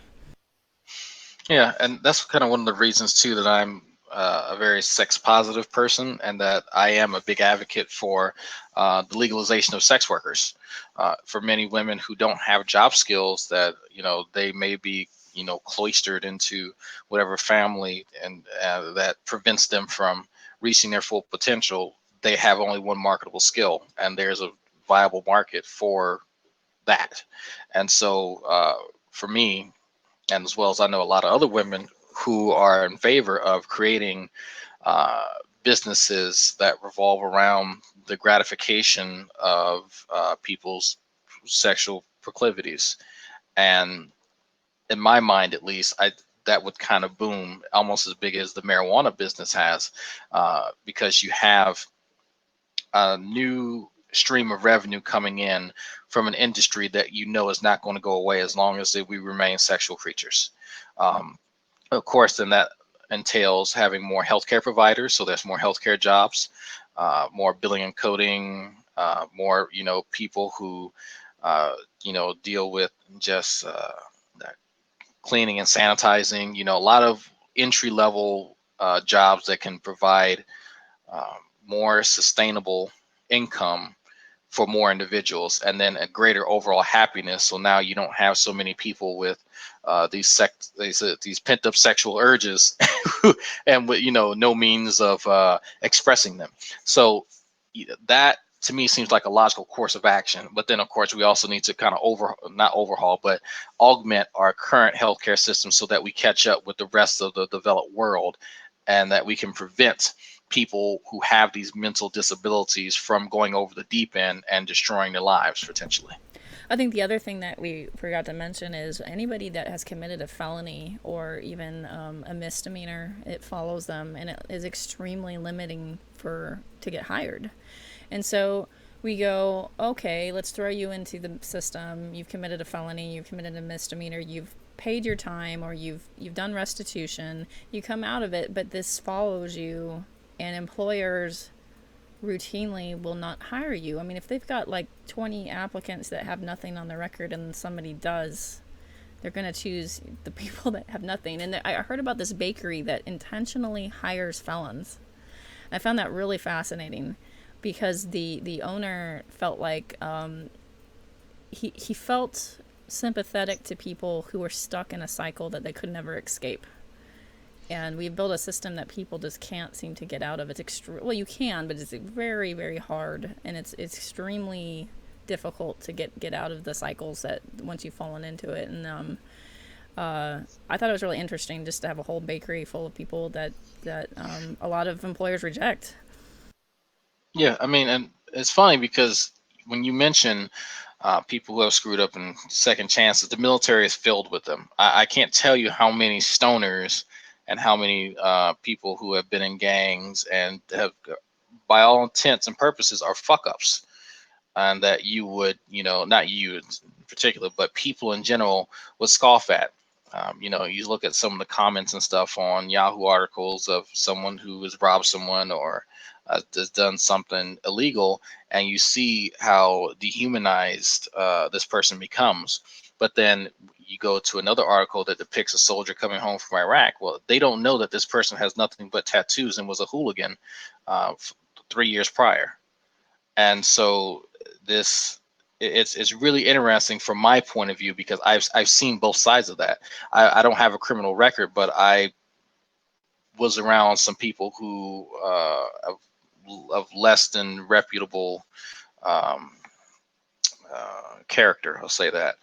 And so that to me is a step in the right direction, because we don't have a system that responds well to people who do make mistakes and make bad choices, but then allow them a chance to do the right thing. I mean, they're going to go back into the system. And so there's a really good there's a book on the school to prison pipeline that actually demonstrates how this works, and how private prisons have a certain quota that have to be met. So then if the state's paying these prisons to house these people, then they have to influence the law enforcement to get a certain number of people into these prisons so they can keep that quota, so they can keep the contract. And there's actually a judge just recently who was sentenced to 28 years for selling young boys to prisons. And they would, something small, like someone had a ounce of weed, marijuana, and gives them, boom, 10 years. Doesn't matter. He was part of that process. And so, but he's one of many. And we have a broken system that, well, it's not actually broken, it's working. It's a working system, and it works for the benefit of others and against everyone else. So like I said, we could talk about the classism thing all day, but it's been documented, and it is a big problem that we have here in America. Yeah, yeah, it is. It is a big problem, and it's crazy too about class is that just because you are a blue collar class doesn't mean that you can't educate yourself, that you can't read. Like you can't engage yourself to be an educated person. So I have met some blue collar people that are very disheartened and think, well, this is all I am, this is all I will ever be, and they don't ever try to make the best person that they can be as far as education goes, and you're not doomed to that. You're not doomed to, if you're not college bound, you're not college bound. But there are other ways to educate yourself. There's other ways to apply yourself. And so I don't Oh know. yeah. It's very interesting. But yeah, classism is definitely. I definitely feel it in Southern California, and it's definitely here. So it's Yeah, I kind of mean, rough. when I first came to YouTube, I barely had college education. I had maybe 2.5 years, if that. And most of the learning that I didn't come from Wikipedia articles, but it came from universities, and they would release, they would have press releases, and then they would have a link to studies, and then I would read studies to Mm-hmm. try and find concordance among different institutions on particular topics. And so that's what I used to mainly educate myself when I wasn't in school. And I look back at all the time that I wasted while I was pretending that I was doing the Christian thing, and it really it boggles the mind as to how much time I spent trying to work my way into a religion that I would eventually give up. I should have been studying mathematics to reinforce my knowledge now, but like I said again, it's hindsight's 2020, and that's the kind of mistakes that I don't want to make with my son. I think that's the funniest message I think you've ever sent me was something along that lines of like I think you should apply your intellect in other places other than Christianity. You said something like that, and it made me chuckle. I did. I probably didn't. I Yeah, it was a probably while don't even ago, remember. Okay.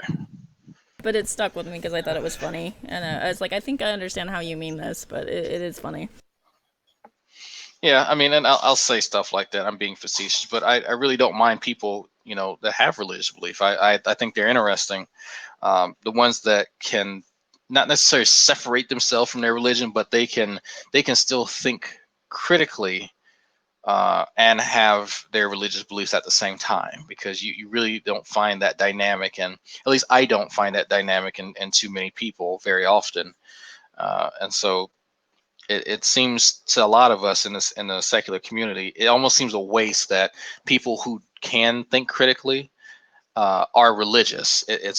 And it's it's a weird thing, and it's almost kind of a snobbery of sorts that some of us feel that way. But it's just, I guess, a perception that the more intellectually inclined someone is towards reading and to I'm making this sound really bad I to know, and you know, to what you're describing is exactly what I resent, actually, extremely. If I could pick something that I resent about the skeptic community, it's that, like, just the constant humiliation of, like, that I'm a Neanderthal. It just really makes me mad.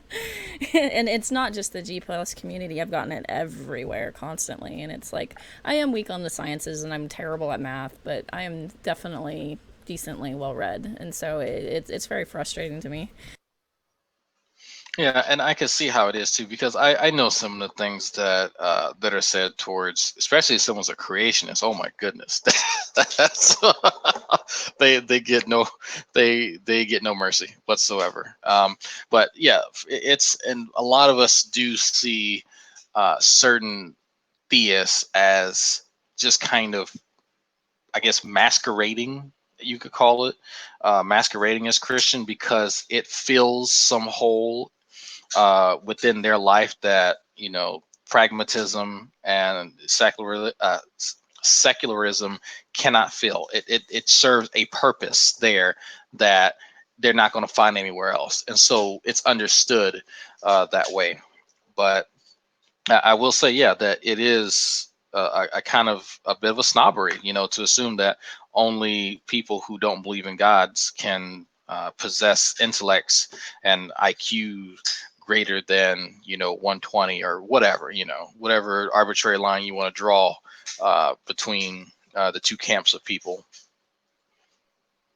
Yeah, I mean, I've met plenty of very, smart atheists, but I've met some pretty dumb ones too, and so it's and the same with our camp. They're smart theists, and there's ones that we go, someone should bring the hook and hook them off stage, and it's whatever. And my personality is extremely feely, unfortunately, and so while I do have an IQ that's respectable and not ashamed of my intelligence or my ability to learn, I am extremely gutsy in a lot of my choices, and I can't deny that. And if I was to pretend to be, say, Matt Bell, I would be a very poor Matt Bell because I'm trying to dip out of my personality and try to assimilate someone else's. I can't compete with Sokka because I'm not built like Sokka. So can I build on my intellect and my critical thinking? Absolutely. But will I ever be an anti-Hitchens? No. No, I mean, well, no, there are very few people who can live up to Hitchens. That man had like perfect recall. I think that's what it's called.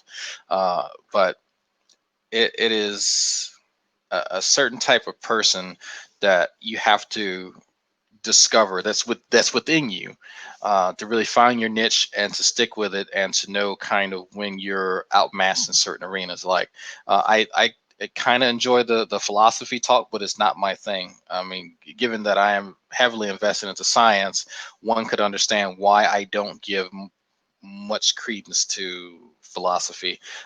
That's not to say that I don't value it. It is very valuable when you start talking about how one thinks and how one should be thinking and how one should understand one's own thoughts. And so I do value it for what it is, but I know if I'm going to talk to somebody who is heavy into philosophy, then I'll just kind of follow along with the flow of conversation. But what I don't like is that when somebody knows that there are a bunch of laymen in the conversation, that they need to overuse jargon and to try and prop themselves up as being superior to anyone else, when in reality they defer to Wikipedia articles and, you know, other types of sources that are less than reputable, and then try and create the facade and then control the conversation, because I think they're dishonest. If I have an argument that's based in science, I'm going to break that conversation down so you and I and everyone else can understand it, and then everyone can contribute. And I find that to be the most honest way to go about a conversation. I would say that if science is your gig, then, and if you are at all passionate about like the evolution creationist debate, I would say you always have to start pretty simple and kind of learn the terms of how people are using it on our side, because I've watched people talk past each other on that so many times, and it honestly took a long time for me to move out of creationism into theistic evolution. It takes a really long time if that's what you've been well seated in, and if you somehow think that your entire faith is dependent on creationism, it takes there's that, I like to call it the gateway of disgust that kicks in, that just goes, none shall pass, and so it takes a lot of patience sometimes to engage people on issues like that, like extreme patience. And sometimes you have to kind of start at the bottom up and kind of move that way. It took a long time for me. Yeah, yeah. I mean, people have said it too, that I have a lot of patience when I'm dealing with certain people on topics, especially when it comes to science, because I know what I know, and I know I'm still learning a great deal about the discipline. But if I'm encountering somebody who doesn't necessarily know everything there is to know, then I want to gauge how much they know and where they're at in their knowledge. And uh, I'm willing to let all types of transgressions go by, even if they're absolutely wrong. I want them.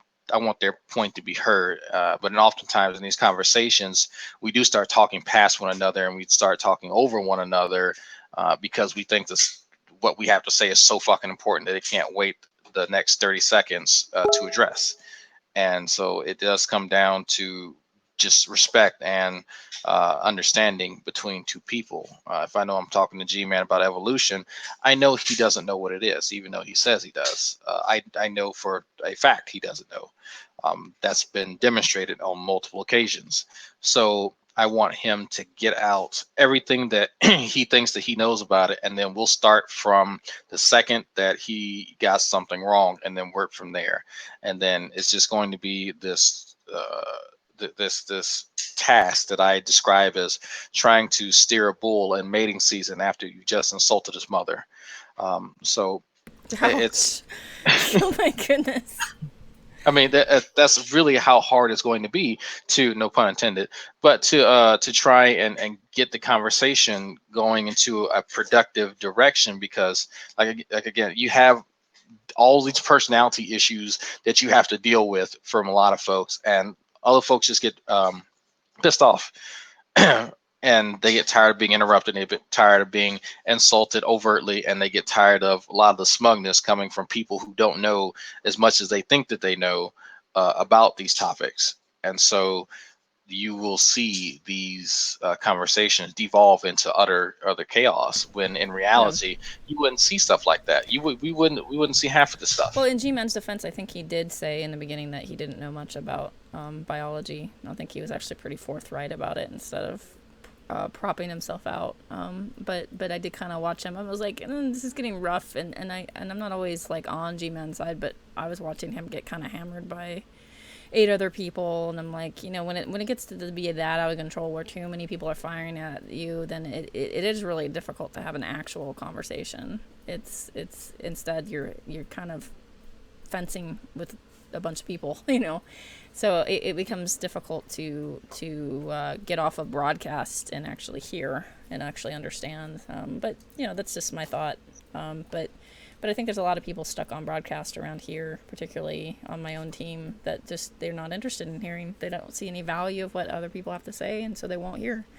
And Yeah, it's very frustrating. yeah. And then I try for the life of me to give G-Man some type of credit. But that's a task in and of itself. I can't believe I'm saying that. But yeah, it's You heard I it. know You've quite a heard it few. from Dragnaught. There uh is some credit to be given to G-Man. We don't know what there credit you're willing to give him, but is somewhere. I'll try to where it is. Here's the credit. Yeah, I'm just throwing it out there. I'm not sure where it's going to land, but I try to do that, because if I don't see value in the people that I'm talking to, um, with their arguments and what they're putting forth, then I won't engage them seriously. I know when I engage certain people that they're just there to hear themselves talk or to throw me in a box. So if I detect that, I'm going to go through the conversation and try and probe them a little bit. And some of them may know, some of them may not know, just based on my responses. But I won't go into the whole fictionalism thing by taking a position that I don't personally hold. I will give them an answer that they don't expect, but I won't engage them the way that they expect me to. I'll say that. Um, but I think that's, and I spoke about this on what's his name, Preaching Sean's channel, is that people who avoid yes or no questions for me are being asked yes or no questions, closed-ended questions, because I feel that they are at some point being a bit intellectually dishonest, and some of them may have been playing around with the fictionalism, um, to try and create a more defensible stance on whatever the topic is. But a lot of the conversations that I have, the vast majority are people who spend time posturing instead of trying to understand what my argument or somebody else's argument may be, and that they want to play this game of intellectual jousting, where they can score points to help boost their egos outside of Google Plus. And in reality, I could give shits. I really don't care, um, because at the end of the day, I can close this laptop and everyone goes away. I can go sit on my couch and watch Naruto, or go fishing, or go outside with my son and play, or something that's a little bit more productive. And I've learned over the last few years that this is life for some people. This literally is how they cling to their existence. And it's not the healthiest thing in the world, but for me to take that away from them would be mean. And sometimes I do see that from some folks, and I'll try to back off from them, because I don't find it very useful for me to take away someone's source of entertainment or their solace, just because they're an asshole. That's a little bit softer side of me that someone may see, because I understand how people get attached to certain things and they can't let it go. And it becomes a hang up. And for me to kick them while they're codependent upon this particular medium would just be incredibly cruel. Yeah, it seems like there's a lot of people that are here. I mean, I mean, I have an anxiety disorder, and right now it is, there is something helpful with hearing humans on the other side with it, because of whatever my issues are. And I mean, it's easy for me to plunge into gaming. I mean, I've been a gamer for years, and especially social gaming, like MMOs and things like that. And so I've made friends, and people I've played with for like 5 years, and I've built relationships and stuff like that. And so it doesn't mean that I want to ignore my real life completely, but I would say that there is some sort of appeal for people that maybe sometimes have other things going on with online life.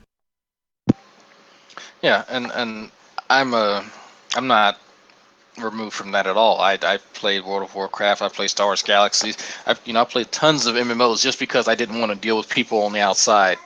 Most of them were extremely religious, and that's why. So, no, I definitely understand that, and I think that's kind of where that comes from, because I do know that there are people who are just here mainly to preach. Some of them are just here to try and show how much of a big boy they think they are. Some people are just here for genuine human interaction because they cannot get it where they are. And I think it's a disservice for the people in the two previous groups to ruin that for them. It really is a shame, because I personally come here and people have asked me this. Why am I here? I'm here just to talk to people. I'm here to have human conversation that I cannot have here with somewhat intelligent people.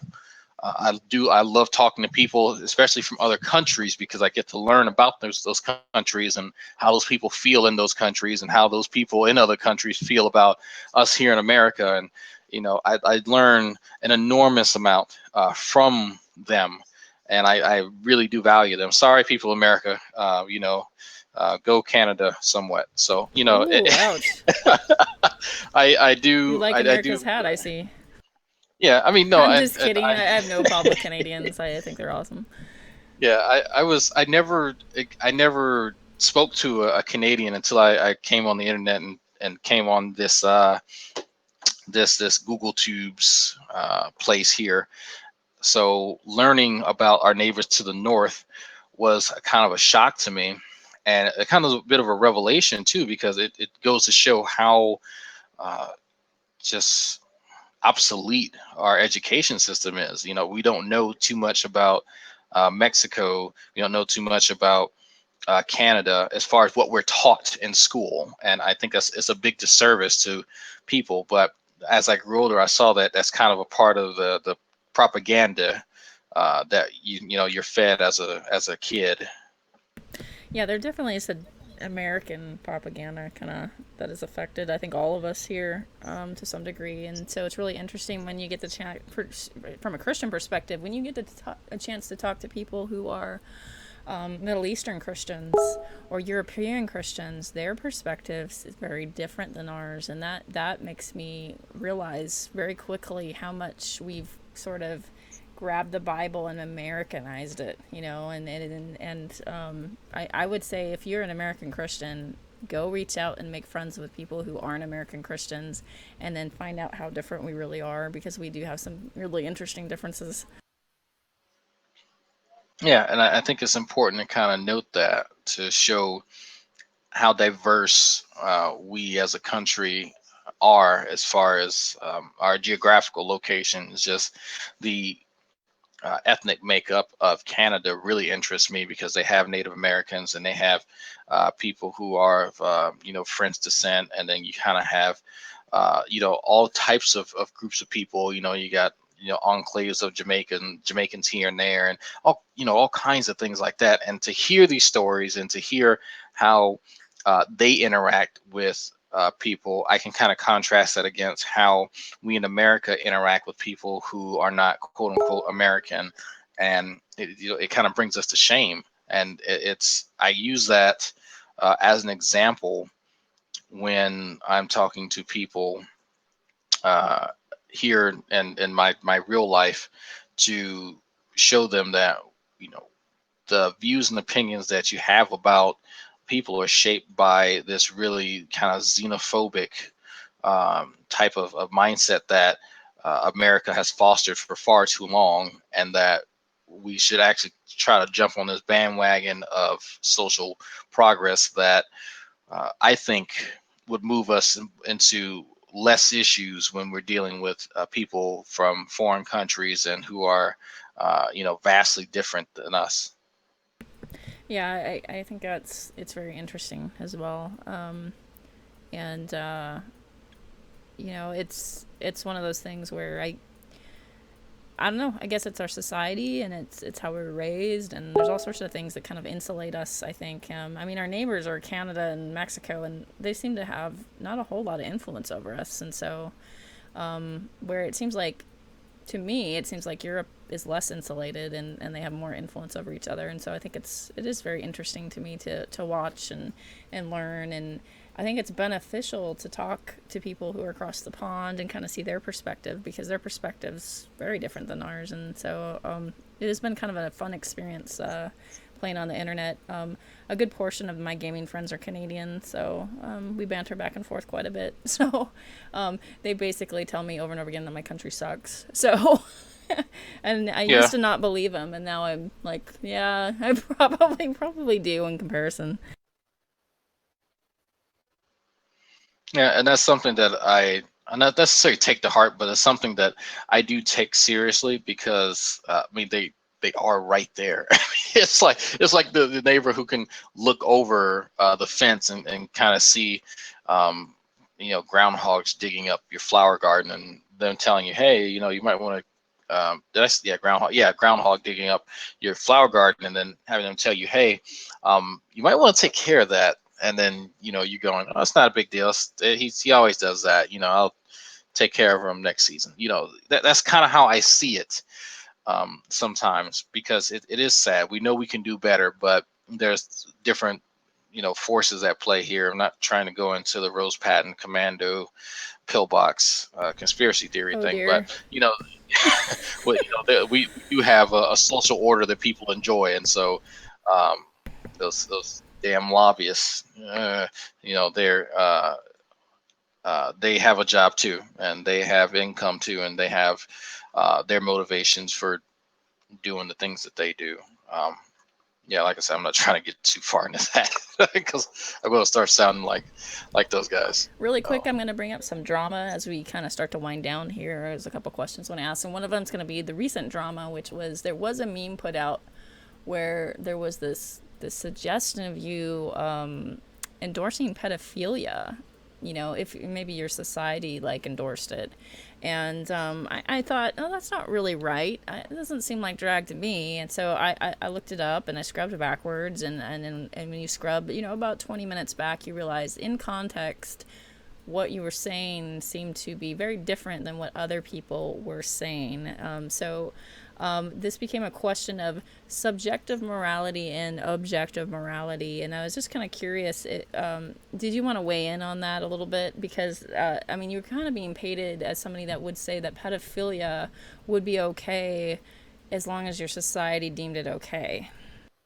well, and see, that's where I criticize this person too for taking what I said out of context, and I personally said that me as a person find it abhorrent, and I place emphasis on that because I knew someone was going to take it out of context. I said for that society, they did not consider it morally objectionable. It was actually preferred, and I was referring to the tradition of pederasty. Um, for me, I used to consider myself a meta-ethical moral relativist, but after talking to different folks, especially talking to Ozzy, uh, I was able to discern the difference between a person's personal moral barometer and kind of this overarching ideal of moral standards that we as a society can try to strive for. And some people may disagree with me. I have, for all intents and purposes, kind of an ambiguous view of objective moral objective, I could say, ethical standards that as a society that we all try to strive for, and that on an individual level, we do have subjective moral choices that we can make based on that and based on our culture that we grow up in. But violating a young child against their will, since they cannot consent, would be morally objectionable. And in the context of that conversation, I can't go back in my 21st century mind and say, well, no, that was just completely wrong of them to do that back in that time period, when that would not be true. That was a part of the ritual for Spartan boys to become Spartan men. And for other societies in a very similar fashion, it was considered moral. That's just a fact of history. Was it something that I found correct or right? No, there are many ways that one can become a man without doing that. But I just think it adds to the perception that many Christians are dishonest and that they have no interest in having conversations. That even though I know it's only a small minority of them that do it, it just kind of, for me, uh, lets me know that I have to place more emphasis on what I am saying, and to make it easier for people to kind of scrub the stream back to find where I'm saying this, and to um, place a really strong emphasis on where I stand as far as my personal opinion and where I stand as far as my knowledge on the subject. Because if the language is not clear, yes, of course, excuse me, if I'm not being clear, then of course someone's going to take me out of context or misunderstand something I'm going to say. But in this case, it was clear what I was saying, and it was clear what this person was trying to do. I don't think something like this would have happened in a regular conversation, because very few people would have the audacity to do something like that and to say something like that for fear of getting kicked in the teeth. But that's another story. I mean, isn't that part of the concept of charity when you're in an argument or a debate is to extend the best view the other person's giving? So like, it didn't take me for very long to kind of figure out what you meant by it. And I wouldn't imagine that the people that jumped on you couldn't understand what you meant by it. It's that they wouldn't understand what you meant by it, and that they could use it as sort of a trap. And so my question would be, isn't that called extending charity? I mean, we as theists like to have charity extended to us, to say, like, allow us to make the best argument as we possibly can make, and try not to straw man us, and B, kind of understand where the other person's coming from, and if you don't understand, ask for clarification. I mean, wouldn't that be all part of that concept of charity? It would be. And I saw the people who were kind of involved in that, and I wasn't surprised in the least. I've dealt with all of them before, and they need something to try and use to paint me as something that I'm not. And if they can try and I guess make me this really polarizing figure, then it adds to their rhetoric, and it makes it easier to attack me. But instead of me just being a person who makes logical arguments that are somewhat difficult to argue against, or just someone who you can only attack from um, a philosophical or a scientific point of view, that those are much harder positions to gain the upper hand on someone, because that takes work. If you can just paint someone a Nazi or a pedophile or a animal abuser, then that's easy. And for those folks that like to do things like that, then that's fine. I welcome them to continue to try, because that lets me know that I'm getting to them. That lets me know that what I'm saying has such a profound effect on them that they have to misrepresent it in order to paint me in a negative light. And I'm going to keep doing what I'm doing now that I know that I can get under their skin and I know how to do it. Okay, so I'm gonna start to wrap this up and say, what what moves you? Is there anything that really moves you into maybe putting your humanistic beliefs to work? Is there something that you like to contribute to? Is there something that you advocate for? What really moves you to make a difference in this world? Charity. Um, I too often see people on the side of the road who need diapers for their kids, who need basic essentials to provide. And then I see how many people just kind of drive off and just look at them like they're crazy, like they're not out there in the heat. And I wonder how many of them would go to church and say that they love God, and they say all this other bullshit that I'm not going to believe. And I wonder if it was them sitting outside asking for charity, what would they think of other people who do that? And so what I try to do is to separate myself from them and say, you know what? If this person is still here when I come back and my bills are paid, I'm going to buy them a gallon of milk. I'm going to use the Patreon money that people have donated to me, and I'm going to put it to work. I try to every month to try and give something back to other people, because I've been there. I've been walking on the streets, um, back and forth from school. I've been homeless. I've lost everything, and I know how that feels. And so now that I've put myself through the ringer and have permanently damaged my body in order to provide a stable foundation for my family, I feel as though I am in somewhat of a place that I can give something. If it's just a can of beans, that should be enough to help me sleep at night, knowing that someone won't starve to death. That is the bit of humanity that I feel that I've retained in order to help these people survive long enough to show the potential that they have. So that's kind of my angle and my motivation, and what motivates me to become smarter, to become much more adept at science, to alleviate uh, much of humanity from these disorders that ail them. Because 8 years down the line, if Google Tubes is still around, there's still going to be people here, if not the same people, still claiming that they know the things that they know, still claiming that God's going to do magical things. And that's not going to be me. I'm going to move on with my life. I'm going to reach my goals, and I'm going to actually make an impact upon human life. That is the goal that I have before I die, so that I leave a legacy of a person who spent the greater portion of his life dedicated to humanity instead of just giving vapid assertions and empty rhetoric. Again, so I hear a big call to show me. But Okay. your ideals are one thing, but show me. Sounds good to me.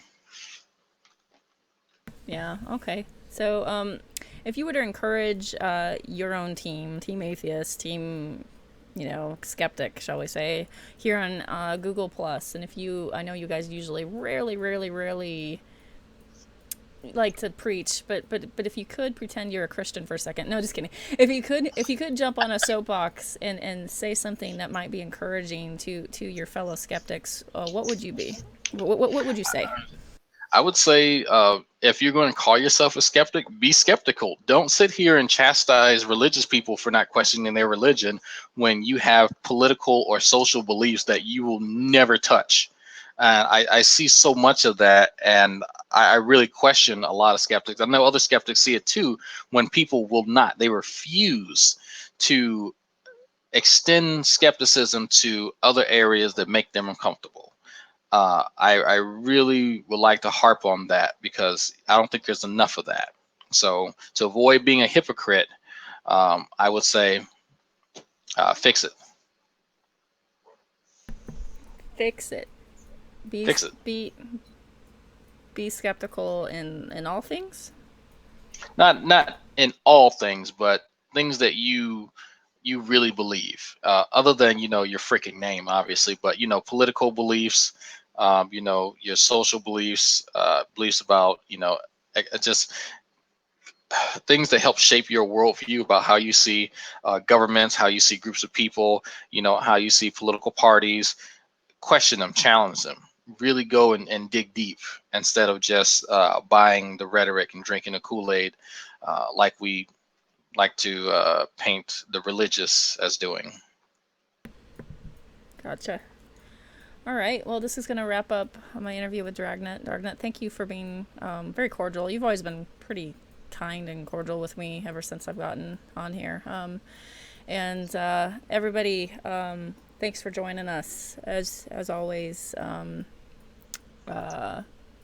be kind to one another. As we've learned from the Dragnet drama with the meme and subjective morality, be charitable to one another.